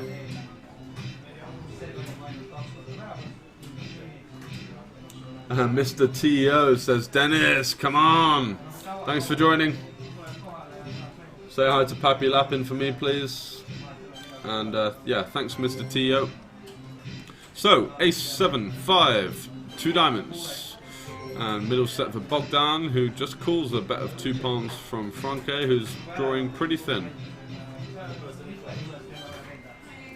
And 9 on the turn, which gives Peter the open ender now. So Bogdan is going to want to raise this turn up The board's got a little bit more wet. There's a lot more straight possibilities, flush possibilities. He wants to extract some value from the ace-x hands as well. So with 140 euros in the pot, he probably wants to be raising to somewhere in the region of 70 to 80 euros, leaving him about 120, 130 behind. Let's see what his action is. Pretending to look a little bit more on the quizzical side here, which is also quite entertaining when we can see his whole cards, but often not as obvious as you may think. For myself, when I do play live cash, it can become something where you think that people are reading into your physical behavioural tells more than they actually are. And he does raise it to 66, so I like to see that. That will allow him to get the rest of the chips in by the river. And let's see what everyone else is going to be doing. Greg, for sure, folding with the 8s. 2 overcards. Not a lot of potential improvements. 10-8 is going to need a 6 or a jack on the river, and it's an ace, so Bogdan improves to a full house. Peter left with just the naked open-ender, and I would like to see a check here, because Bogdan can benefit from a check by getting Miss Diamonds to bluff, Miss Straight Draws to bluff, and also an ace to value jam. So a check, I think, would be the best play, because if he does go all in, he's only getting called by an ace, whereas if he checks, he may get the straight draw or miss flush draw to bluff jam, and the ace would be value jamming anyway. So it's kind of a spot where, even though it seems like we should bet because we have such a nutted hand, we might extract more value out of the weaker parts of our opponent's range by checking. So something to consider there. And I know it's easy for me to say because I can see the whole cards, but certainly a spot where when the ace comes on the river, the ace is going to be betting anyway. So you're going to get the money, all the money off an ace, no problem. So you don't need to jam, because if you check, you might be able to extract a bluff out of the myriad of missed straight / flush draws that were available on the turn there to get cold called. And Mr. Lappin, do we have any information about... Yes, I do actually, and maybe he'll be listening to me that way rather than... I've just messaged him. There is a spot on the TV table for Dara Davey, if you can get down here. Yeah, get yourself down here, mate. I'll take half the action if it's going. Please sell me that half. I'm guessing not. I think they're kicking off in about 20-25 minutes time, so as soon as he can get down here, the better. Yeah. But there is a spot and his name's on the list now. Okay, have they just finished live? They just finished the game we're watching. So we've got about 20 minutes, guys. We are on a 20-minute delay, live from the Porto Masso Casino in Malta, the home to Mr. David Lappin and Miss Kat Arnsby as well, who's playing one of the satellites, is it? Yeah, I just popped into the tournament room and she's playing the satellite for the main event. Any good? I didn't ask her about her stack, actually. I took no interest whatsoever. Fair enough. Yeah. It seemed pretty early, Hardball strategy. How often do you guys see each other here? I'm guessing it's quite a regular occurrence. Yeah, quite a bit. Kat and I are good pals, and actually Kat and my girlfriend are good pals as well, so they hang out too. So actually when I go to the World Series, Kat moves into my flat and hangs out with my girlfriend and boy for a week. And they... Oh, really? Yeah. That's cute. Yeah. And she's also well versed in the creative / writing. Oh, she's a fabulous writer. Yeah, she is. Yeah, she's fabulous. She's got a very how do I say? She's got her own way of creating a kind of compound swear. Yeah. That, and also like a really interesting kind of argument out of almost seemingly nothing as well. She does bring to the table some interesting kind of things that you might not have thought about in the poker world that, are pressing matters. Absolutely. So here we go. So Peter with the raise, Franke, who's not happy with his 500 big blind win so far with 20 minutes to go. So he's going to call from the small blind, which is, historically the worst position to cold call a raise in poker. If you talk to the GTO bots these days, there is no calling range in the small blind. It's a 3-bet or fold, I believe, a lot of the time, depending on the big blind, the button, Yeah, that's news to me. No? But Yeah. it could be true. I do a lot of Skype calls with people that say that it's just a 3-better fold, but that might be just the zoom element. I think it. Oh my god, what is going on here? Franke's all in. What?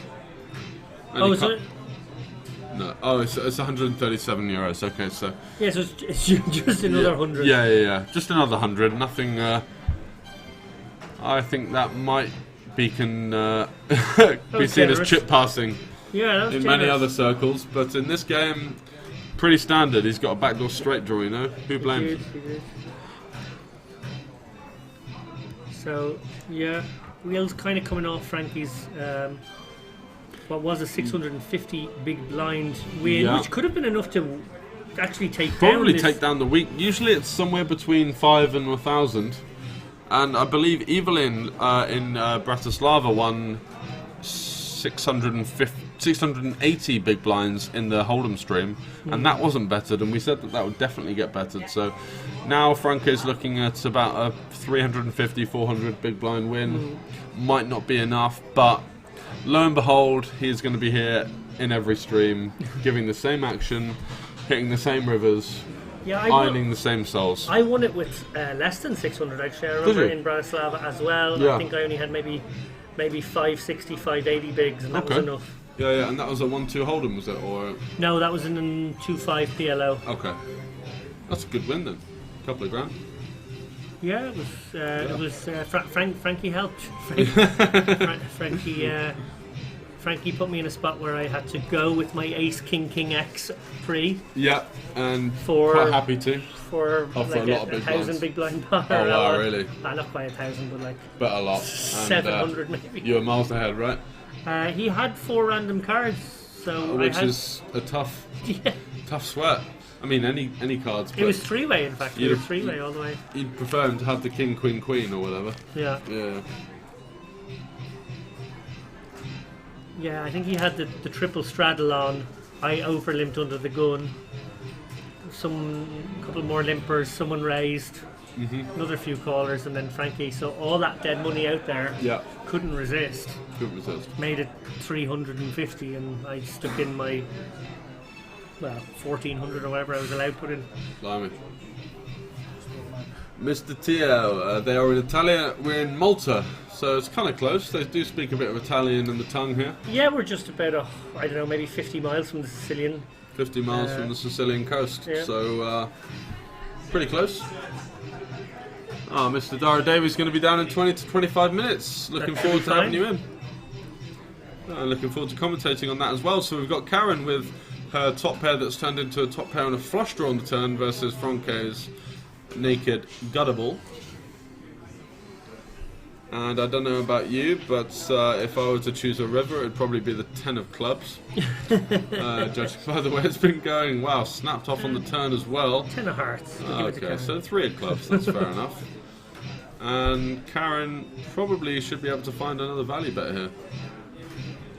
Versus Franco's range, although he could even have a 3x here, and she is in position. Oh no, she's not in position, she's out of position.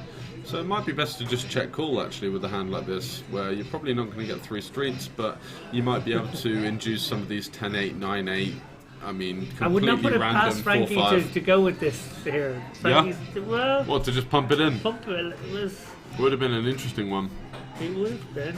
Yeah, and Karen can chose rep the the 3. 4, I'm guessing. She's Oh, no. showing her jack. It was Jack, okay. That's nice of her. Just to let Frankie know that half pop bet means. That means something. business. Yeah. Yeah. Just to wade them off in the future, because they will be playing another 7 streams together, so it's always good to play a little bit of psychological warfare between the players early on.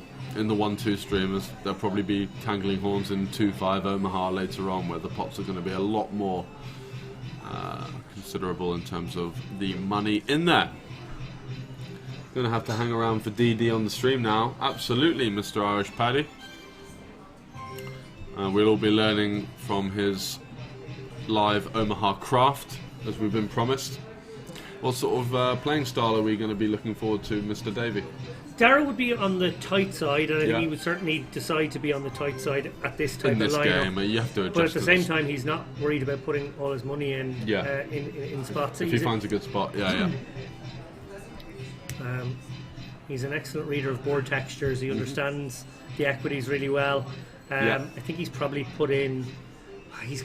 He hasn't given up MTTs, but like he plays an absolute fraction of the multi-table tournaments he used to play. Yeah, I would but say he's still 80% pumping of in. his volume is PLO cash these days. Okay. A Online. decision he made. Yeah, he moved into that What about size 2 are you years using ago. out of interest? GG? He plays on Unibet. Yeah. He plays on some of the apps. Yeah. And he and yeah, I don't know. Maybe there are some of the other sites he Yeah. plays on as well. I'm What's not the actually GG entirely Omaha sure. like? I don't know. I You honestly don't don't know. know? But, Yeah, you actually are you affiliated with that brand? Have they decided to sponsor you after your success in their tournament series recently? No, nothing like that. But I am a keen Omaha player, always looking for where I can find some edge. So we'll see. So going to the flop. Looks like Bogdan's got the biggest piece. Sorry, he has got the biggest piece in terms of his actual hand, but Jarry has got the equity favourite with the open-ender backdoor flush draw and the overcard to the middle pair that Bogdan is holding. So 35 to go. Franco's in there with deuces. Oh my god. That's optimistic. That is the loosest call we've seen all night, I think, which is saying something. And wow, now Bogdan might get ironed out with his middle pair. Is he going to fold? He's got a backdoor jack-high flush draw and a backdoor like straight draw. Yeah, I think I would fold this if I didn't have the Jack of Hearts in my hand. Yeah, I think with the Jack of Hearts on the button as well, I think if we're in the small blind we could make an argument for folding, but he's going to be able to see the action that commences on the later streets. He's going to be able to adjudicate his decisions. If he does call here, Karen getting a compelling price with bottom pair, but nothing to go with it. No flush No. possibility, no Would be- backdoor possibility. So it would be a Franke-esque call if he made Yes, it would be nice if she had the 5-3 of spades or something, it. Yeah. and then she might even be able to check raise and represent pocket threes or a She's king three raising. suited. Yeah. She has just announced raise, which is actually the other way to go. If you It are going to is. play it, playing it aggressively makes much she can more represent sense. the set. She can represent the king three suited. She is that wide pre. She can even represent king jack. If she has another bullet in her, she gets Jarry to fold his open ender. Wow. Oh wow! And Frankie can't call, and Bogdan can't call. So And I don't amazing. think Bogdan's going to stick around either unless... Amazing spot from Karen here to recognise maybe weakness. She might have felt a little bit of hesitancy and weakness. Nobody really looking to take down that pot. A small bet just getting called all the way around. She This has is the pounced on beauty it. of what I call a sandwich spot, which usually comes up in PLO because people's ranges are a lot wider. But in Hold'em here, she's understood that the strongest rangers bet first. Franco's called with absolutely nothing. Bogdan's probably got half a hand. Yeah, so he if she probably has what he raises, she can put pressure on the opening better and Bogdan, and she's not really worried about Franco's range. This is quite interesting, actually. Yeah, I think it was a really nice Yeah, awareness from Karen here. I got to give a lot of credit for this play. absolutely. There I was talking about a loose call being sort of, in the spirit of these guys trying to win big pots off each other and going for the trophy. She's flipped the switch. But she has found another option, and I really like it actually. Yeah, Exactly yeah. how you've analysed it there, George, as well. I think she's recognised that exactly. Keen awareness. Yeah. And really, like we saw Bogdan ponder over 35. I can't see him calling this 80, to be honest. I don't think so. I think this is merely TV time. He almost looked pained to put the original 35 in, and he hasn't been the sort of player to lose his mind post-flop, as it were. And again, the body language he's giving away here, even if he does make the call at this point, it's almost like he has to surrender the hand once he starts shaking his head and getting Yeah, all because the how can he make any aggressive action after that? It's just sort of GG, isn't it, really? Yeah. Yeah. So great spot there from Karen. I really like that. A really A really well-versed play there, and we were thinking, oh, maybe she needs the backdoor spades to be able to call here, and then she does, in fact, pick up on the fact that she can find that pure sandwich spot where, in a multi-way pot, if you do attack the strongest range with players behind, they are likely to fold everything but a very strong hand. And, he had Queen 10 for nuts on both sides, backdoor flush draw in position, and still found a fold with maybe a 1.52 SPR behind, with just plenty of play left. So yeah.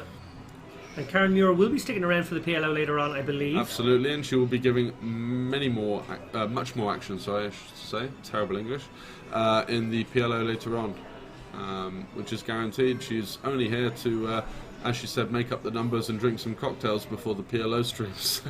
So each to their own. Well, hand 30, it does feel like we've played a lot more than 30 hands, but I guess when we've gone 3 and 4 ways to a lot of flops and a lot of action. Oh, really? I thought it'd be about 50 or 60 by now.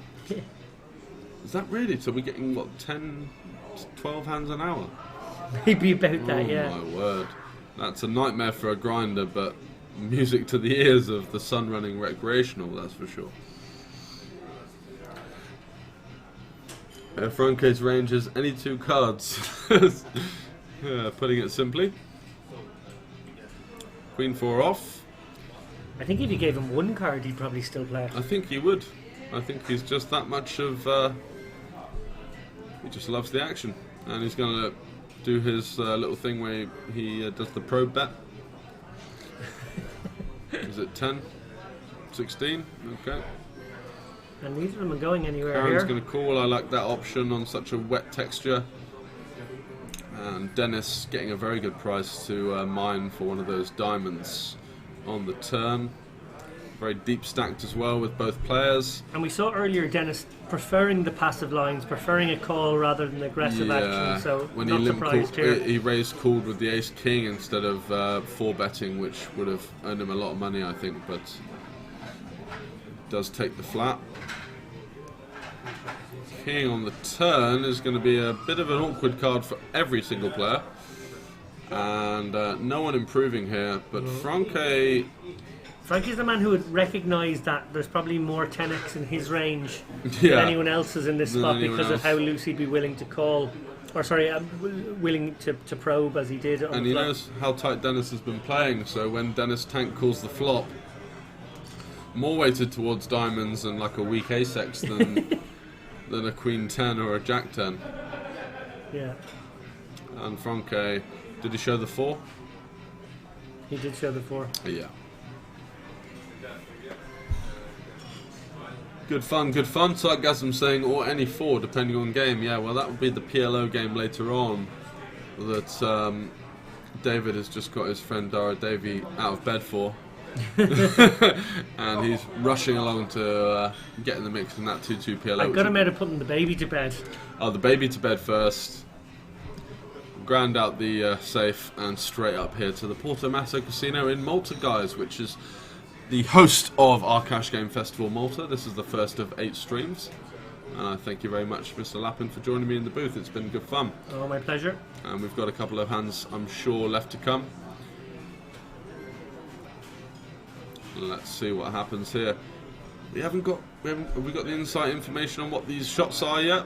We thought maybe Bailey's. You thought the D50 was it the way it fell out of the glass there looked a bit sloppy, wasn't it? Yeah. Yeah. Yeah, the B52 is probably the favourite, I think, the Kahlua with the Bailey's head. Yeah.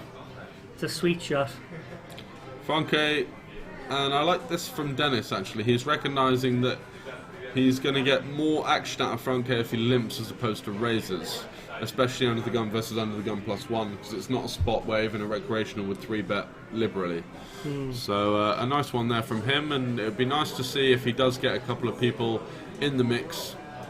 The thing is with live cash is that these guys in the middle, they just can't help themselves, can they? They're just going to come along for the ride, and he's going to be able to make it 65, and he's going to win a shit ton of money. So yeah, he's going to. Well, given how Dennis has played, we obviously saw him take a passive line earlier. It's been a 3-bet by Bogdan here. I feel as though he has to be limp raising on this spot, otherwise.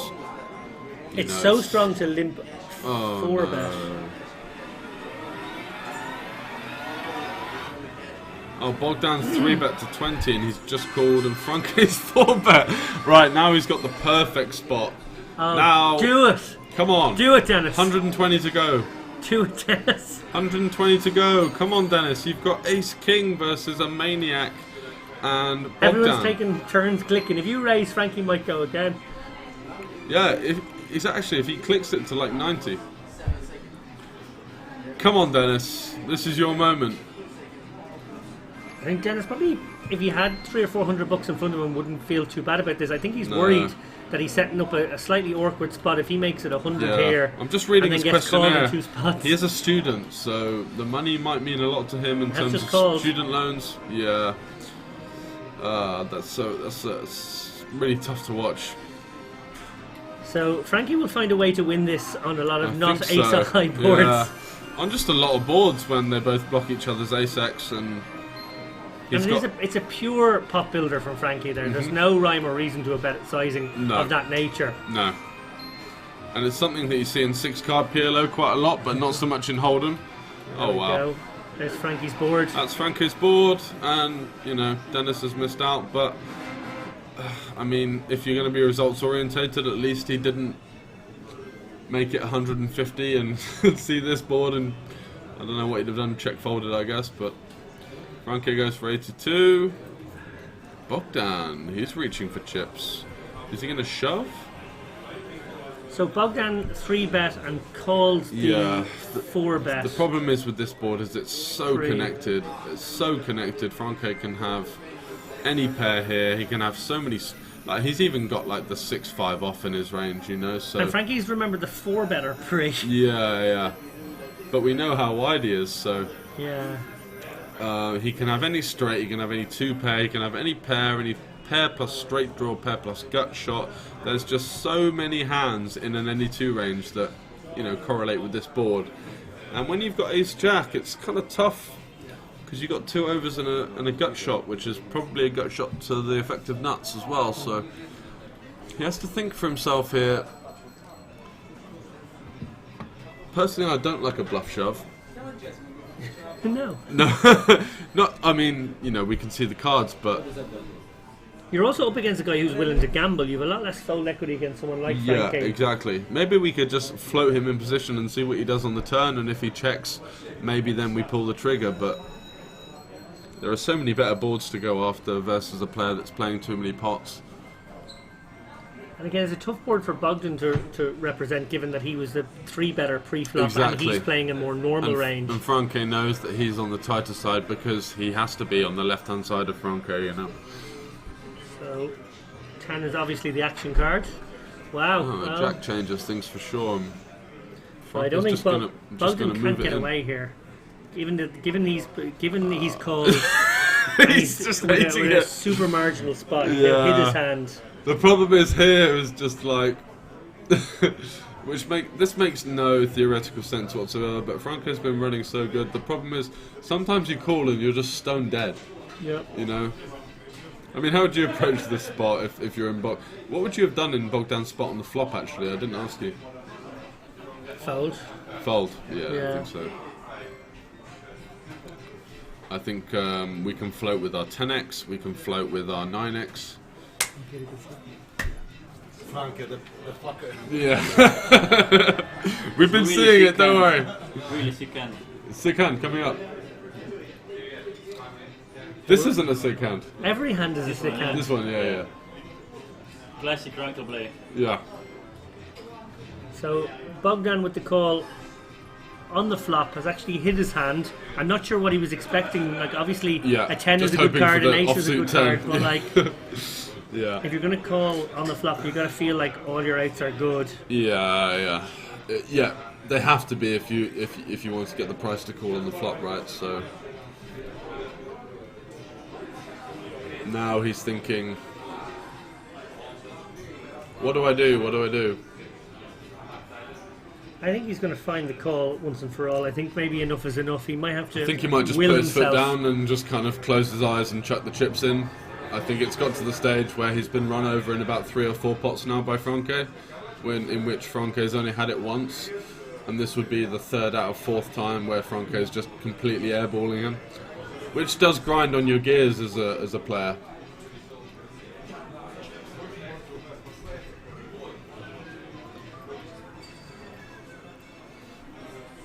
And this is Mr. Davey. He looks a lot younger than I thought he was. He's younger than me. Was he, yeah? Very young. Darren 30. 30, yeah. Can Bogdan find the minerals to call it off here. It says 1.1k in the pot on your screen. The effective size of the pot is much less. We'd be looking at around a €500, €600 pot. Yeah, it'd be about 650 if called. And it's tough. You only get a certain amount of hands. With Mr. Franke, you are in position with him. You've got the best seat on the house, but you keep on getting put in these awkward situations where you don't really know what's going on. So yeah, I think he has to call 250 into about 800. yeah, So including his bet. Yeah. So. You know. I mean, it's whatever, isn't it? But that old adage: if I called the flop, I called the turn. You know. It needs to be roughly 30% against the range here. Yeah, and it's not always 10x. You know, there's some random airball 6x in there. Obviously, he's got the 6-7 as well. He might even have an ace-6. He could have an ace-5 even. He could have just turned hearts. He is letting it go. Frankie gets another one through. Incredible stuff. Is he going to show it this time? Please show it, Frankie. I Please guess show. there's probably no good one to show. No. No good one to show, exactly. The 6 looks menacing and the 7 looks like it could have been 2 pair or 10-7 or whatever. Yeah. 10 on the river for a chop. So Yeah, Frankie back that's- to 1.1k. That's probably in the region of 4 to 450 big blinds profit. Yeah. I think he's in for about €300, maybe slightly more, slightly less. I'm not completely aware of what the chip stacks were, unfortunately. I will make sure I do get that for the PLO, because that will be a lot more of a rip-roaring ride later on. Are you going to be jumping in the game? Tonight I'm not. No, No. I've got my interview with Joey tonight. Okay, yeah. What's I that, will be back midnight? tomorrow. Yeah, midnight. Yeah. Yeah. What time's that in America? Is it 3 or 4 hours? 3 p.m. 2 or 3 p.m. for him. Okay. Oh, so it's He's 9 Vegas. hours. He's Vegas time. Yeah. 9. Yeah.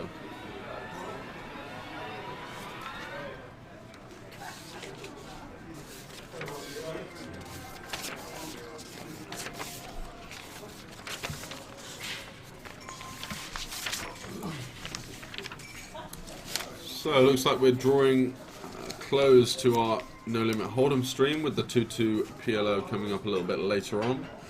And let's see what we've got in store for the final couple of hands. Karen with 8-6 off, certainly a hand that she's not been shying away from so far. Does indeed slip in a little limp into that double straddle. And Greg with the jacks, aware of the situation. Comes in for a 5x raise. Peter Laterra in the big blind. He's been running so bad, I don't think he's going to be going absolutely anywhere on this action. He's going to slip in the 40. And Dennis with 10-7. Is Frankie even going to look? Certainly Will going to Frankie fold. even look? Jack deuce, that's good enough for Mr. Franke on the double straddle. And Karen's going to come along with the 8-6. So Franke needs deuces or diamonds. But, you know, if there's anyone that's going to find a way, it's going to be him. So we hold with bated breath as we wait for the deuce jack flop.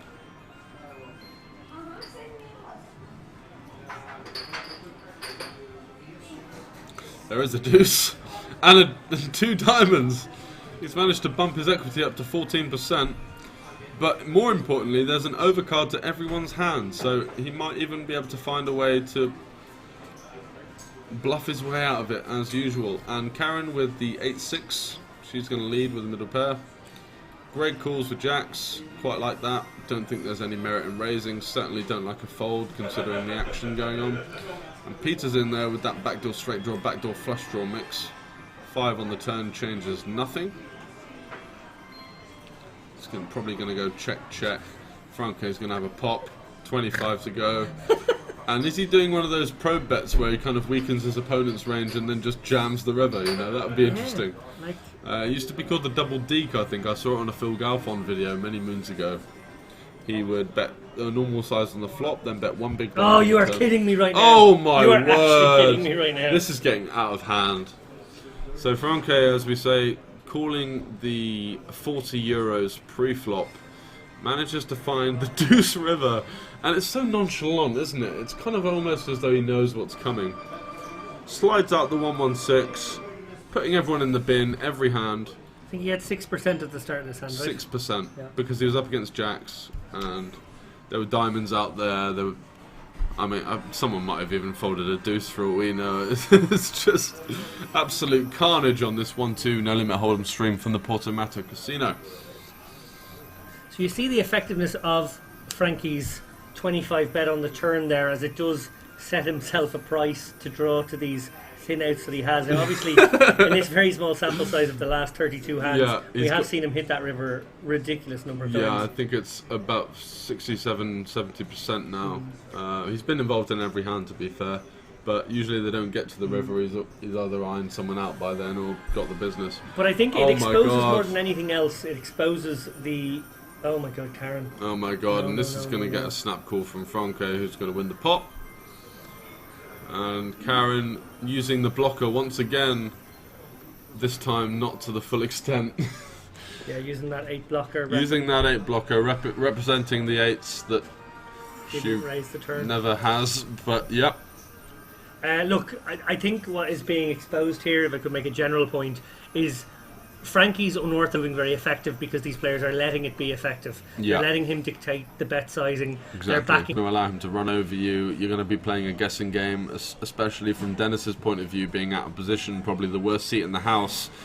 You do need to, if you're going to limp the ace king and it's going to go like raise 3 bet, you've got to come in with the 4 bet there, you know. Otherwise, what are you waiting for? You're going to get 40 hands in a session, and if you're playing ace-king passively versus someone that's played every hand, that's been barreling every street, every hand, it's going to be tough for you to make much money. Thin is an understatement, lol. Yeah, that's very true. We do like to try to err on the positive side of things here. Well, it is, yeah. Like, to be perfectly frank, it's a challenge to commentate on this type of cash game where people are deviating so far from a regular strategy. Yeah. And you're trying to get inside their heads. You're trying to get an understanding of the table dynamics, and we're trying to offer you legitimate commentary on what we think is going through everyone's minds, when what is going through everyone's minds is not what we would have done and not what we would advocate for. Very well put. Most of the time we are pissing in the wind, but we are trying to bring you, you know, a like-for-like sort of example of, you know, how we might perceive the other player to be thinking about the spot, even if they are thinking at all, you know. Sometimes it could be just throwing chips in there and hoping for the best. Right, and Bogdan's been run over by Franke in about 4 of the last 5 pots that he's entered, and he's now found himself with top on that wet board. Oh, sorry, not wet board, but very connected board. Does indeed go for the call. Come Franke, find the miracle card once again. It's a 7. I think this is no, he's gone all in. All in from Frankie. And Bogdan having none of it this time. Yeah, Bogdan's not going anywhere this time. I think even if he had a queen jack, he'd probably have snapped it off as well. Oh, they're going a couple of times. A couple of times, you reckon, yeah? I think Franke's usually once. And Bogdan, you know, he has been patient, but he has been run over in pretty much every pot. He could be on the 1.6k, but instead he's got a €500 stack, and I think that he had bought in for less than that, and I don't believe that he's topped up. So patience does prevail. €50 an hour, not a bad hourly. That'll do. Yep, not a bad hourly at all. And he'll feel good that he won the last one. Exactly. You know, there will be a sense of, you know, he won't know what happened in those other hands. He won't realise that he had the best of it. He may not even look back at the stream. He may be scared to look back at the stream, because you do get a certain feeling in your intuition or the back of your mind sometimes when someone is running you over like that, whether it be a good player or a recreational player. Maybe this guy's just completely ironing me out every hand. And yeah. Well, I see a lot of straddles. And this might be coming down to the last couple of hands for this session. I feel like that's a 16 straddle there. George, do you know where the forms? Forms? No, Moritz has them, I think. These are all filled. A request from Frankie for the 32 to go on. I don't think it's going to happen. Yeah. I think Frankie may be offering him a discount. Offering half price, maybe. Maybe if he makes the 32, he gets a little something. He gets 16. Okay, you can do it. Yeah. How much of it does Frankie have to put in? No. I'm saying Frankie's offered 16 and he said no deal, I want 20. I think that's Great stream, not having a dig. Thanks very much. Really enjoyed it. It's been a very unorthodox No Limit Hold'em, and if you have been tuning into the previous Cash Game festivals, we've had some thick and fast action in the PLO, but the opening Hold'em stream has typically been very boring. So that has not been the case today, and the action has been thick and fast between Karen, between Franke, of course, Mr. Laterra. Bogdan not having the best of times, but did just get the donation there. So Peter on the button, which is probably one of the few who didn't straddle, makes it 40, makes it 50 with the 4 deuce. The 4 high. Suited. Yep. It might just get the job done. Gets it through makes it 40 on the 16 straddle. It's a very unusual hand for this table. Didn't defend with the 10-9 off. I'd be stopping going there with the 10-9 versus someone like Peter, who, if you pick up on the game dynamic, is losing quite a lot in this game and is quite visibly not pissed off, but Well, I think that might be it. It looks like Yeah. people are getting up from the table. So it has Okay. been an absolute pleasure, It has George, been a to pleasure. sit with you for this last couple of hours. Very unorthodox poker. I imagine we might see some more unorthodox poker in the next session of PLO. And will you be popping back during the week for a game or a commentary booth? I hope to do both. Both options are open. Yeah, I hope to be back for some more commentary tomorrow and also to play tomorrow. Okay, That would be really good fun. Yep, and I look forward to seeing you then. See Mr. you David then. Lappin of the Chip Race fame Take care, everyone. has Joey Ingram, which is a stream exclusive for us. Yes, it will be an interesting one. Yep, going back to do that interview tonight of Chicago Joey, and thanks very much for joining us on this Cash Game Festival stream. As you can see live from from the Porto Massa Casino in Malta. That was a 1-2 No Limit Hold'em stream. Join us very soon for the 2-2 PLO. Thanks very much, guys.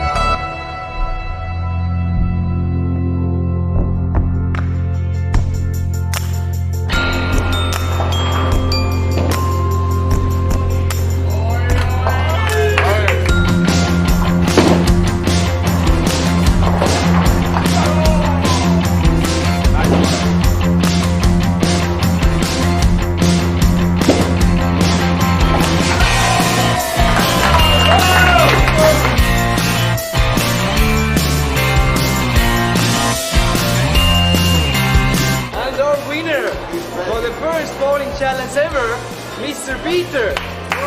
Oh!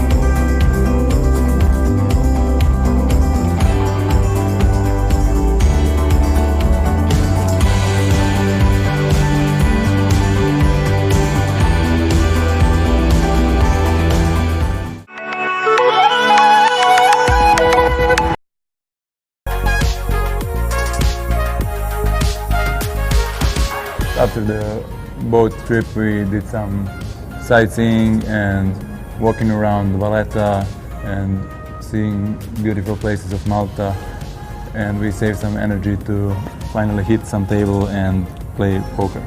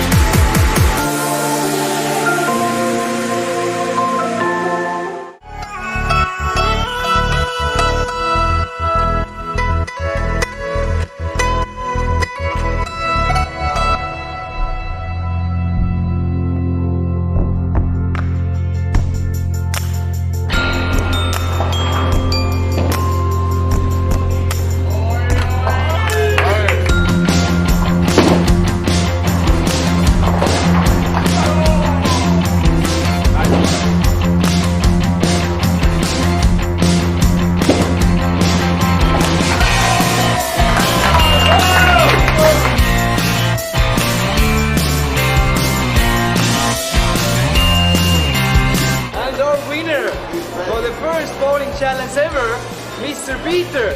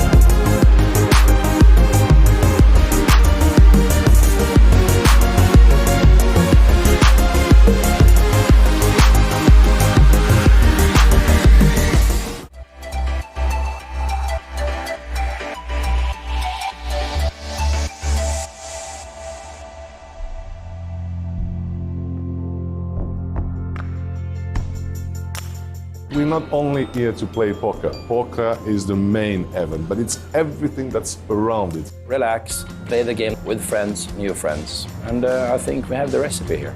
You see that there's poker, fun, dinners, great nightlife, beautiful beaches, side activities. I loved it. I fell in love with it from the beginning. People are having fun. They can go out for a bit, socializing, spending time on the beach, go on the catamaran for the afternoon. spend some time in the sun, come back and play as long as they want, and they're usually having fun. Much more relaxed atmosphere. That makes it a very good excuse to go on a poker trip, because it's not just a poker trip, it's a vacation as well. Meet, have fun, just enjoy life.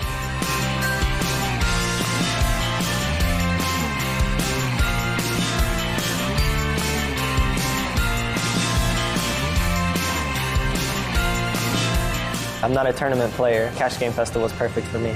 I'm not a poker guy. I've played first-time poker last night at the Cash Game, and actually I won. You can come and go as you want, play poker, have fun. And that's what our Cash Game Festival is about. When you have the mixture of poker players, businessmen, and casino customers, it's a good mix.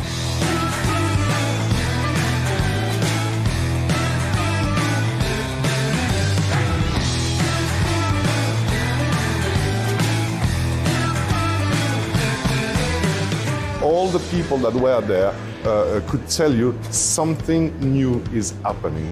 When you have social part as well, you can mix, you get to know the players, just play a little bit of cash. It wouldn't be the same fun with the poker. I think it's going to be bigger and bigger and bigger. The concept is really cool. Chance to win.